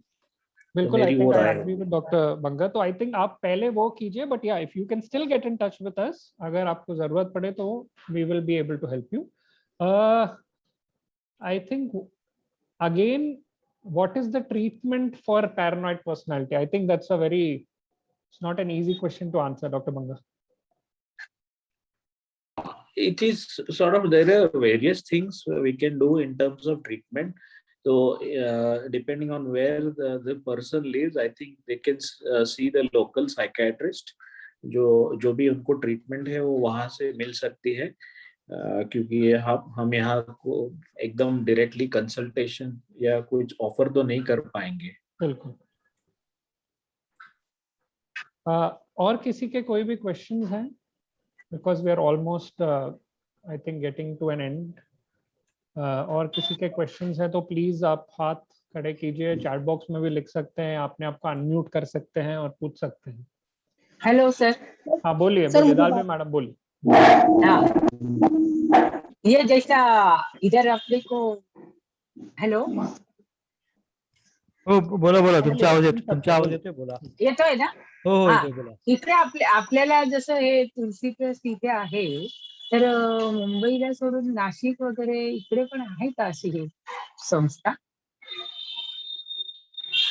Doctor वगैरे कनेक्ट करतात तसं? हॅलो. मॅडम, नाशिकला पण उत्तम सायकॅट्रिस्ट आहेत. डॉक्टर हेमंत सोनानीस माझ्या सोबत होते शिकायला, तुम्ही त्यांना कॉन्टॅक्ट करू शकता. मला नेम हेमंत सोनानीस, सोनानीस असं त्यांचं नाव आहे. या बरोबर. अच्छा, सोनानीस. हेमंत ना? हो हेमंत सोनानीस, बरोबर. अच्छा, नाशिकला ना. आणि असं माझं एक म्हणणं आहे की आता समजा वयस्कर लोकांकडे घरगुती खूप प्रॉब्लेम असतात, ते घरातले मुलं जरी असले ते नसतात, तर अशा वेळेस त्या माणसाने काय करावं, कसं समजावं, कशी ट्रीटमेंट घ्या? मला पुन्हा विचारता का काही प्रश्न? मला म्हणजे आपल्याला काही आजार झालाय, घरातले लोक आपल्याकडे बघत नाही, आपल्याला कळतंय, आपण स्वतः जातोय तिथपर्यंत ठीक आहे, पण अशा लोकांची म्हणजे थोडी कसं अडचण होते आणि मग कसं त्यांनी मेंटेन करावं? जे आम्ही म्हणालो, जे काउन्सिलिंग जे आम्ही जे सांगितलं, ते काउन्सिलिंग मध्ये हा मुद्दा कव्हर केला जातो की कसं म्हणजे तुमचं पण त्यांच्याकडे वागणूक कशी असावी आणि त्यांची तुमच्याकडे वागणूक कशी असावी, कारण प्रत्येक घरात काही ना काहीतरी वेगवेगळे पॉइंट. म्हणजे आपण म्हणतो घरोघरी मातीच्या चुली, पण थोडं असतोच ना प्रत्येकाच्या घरी. तर काही समजा सासू सुनाचं पटत नाही, मुलाचं वडिलांचं पटत नाही, असे इश्यूज असतात. तर ते असतात कसं असतात. म्हणजे ते जर तुम्ही काउन्सिलर किंवा डॉक्टरांकडे जाऊन विचारलं की कसं बाबा ह्याला आपण हँडल करावं, तर ते तुम्हाला समजू शकतील. एकाच व्यक्तीने जाऊन नाही होणार ना, ज्याला नाही नाही, problem हा? हात टाळी दोन्ही हातात नाही का. तेच तर, मग दोघांना जावं लागेल ना. हो हो हो, पण हा, मग आधी ते ज्याला हा, आजार आहे त्यांनी अच्छा त्याचा इलाज सुरू तरी करावा, आणि मग हे जो दुसरा अच्छा मुद्दा आहे, कारण हा जर तो आपण त्याचं निष्करण नाही केलं तर त्या मुद्द्याच आजार बरा होणार नाही, असं पण होऊ शकतं. बरोबर. हा, ठीक आहे, म्हणजे डॉक्टरकडे जाणं आधी जरुरी. अगदी अगदी. नाशिकला कुठे आहे ते हॉस्पिटल नाशिकला? मला नेमकं पत्ता नाही माहिती, पण जर तुम्ही शोधता येईल तुम्हाला. गुगल किंवा हे केलं ना तर मिळणार ते अगदी तुम्हाला. किंवा डॉक्टर सुळे म्हणून आहेत, भरपूर आहेत डॉक्टर नाशिकचे. अच्छा अच्छा. हा, जण आहे आमच्या याच्यातले, त्यांना सांगायचंय म्हणून. बरं. हाँ Yeah. मिस्टर हाँ ओके ओके, Thank you. धन्यवाद. वीरेंद्र चित्रे, मिस्टर वीरेंद्र चित्रे, आपको क्वेश्चन पूछना है? हाँ तो फिर तो मला विचारायचं है। मेरा कोई प्रॉब्लम नहीं है, मैं आपको थैंक्स देना चाहता हूँ। बहुत अच्छा आज का सेमिनार हो गया, डॉक्टर प्रेम ने बहुत अच्छी तरह से सब पॉइंट्स दिले। डॉक्टर बांगर, तुम्ही फार छान सगळं एक्सप्लेन केलं, मॅडमने खूप चांगलं केलं, तुमच्या सगळ्यांचे आभार मानायचे आहेत, म्हणून मी फक्त हात वर केला. थँक्यू. धन्यवाद धन्यवाद. Thank तुम्ही you, thank एवढं you. सगळं Great, एक तास बसून ऐकलत आणि याचा तुम्हाला फायदा झाला किंवा फायदा होईल हे ऐकूनच आम्हाला एकदम बरं आनंद वाटलं. झाला. या या येस. खूप चांगलं मार्गदर्शन केलं डॉक्टर साहेब. थँक यू सर्वांनी खूप चांगलं मार्गदर्शन केलं, त्याबद्दल धन्यवाद. थँक्यू. धन्यवाद धन्यवाद. सर्व तुम्ही एवढं वेळ- डॉक्टरांना मनापासून खूप खूप अभिनंदन या या. आणि नमस्कार. डॉक्टर बांगर, डॉक्टर प्रेम, अमृता, डॉक्टर अमृत, सगळ्यांना नमस्कार. खूप छान माहिती सर्वांना दिली. नमस्कार. तांबळेजींना नमस्कार. थँक्यू. थँक्यू थँक्यू आता जांभळेजींचे जर आभार.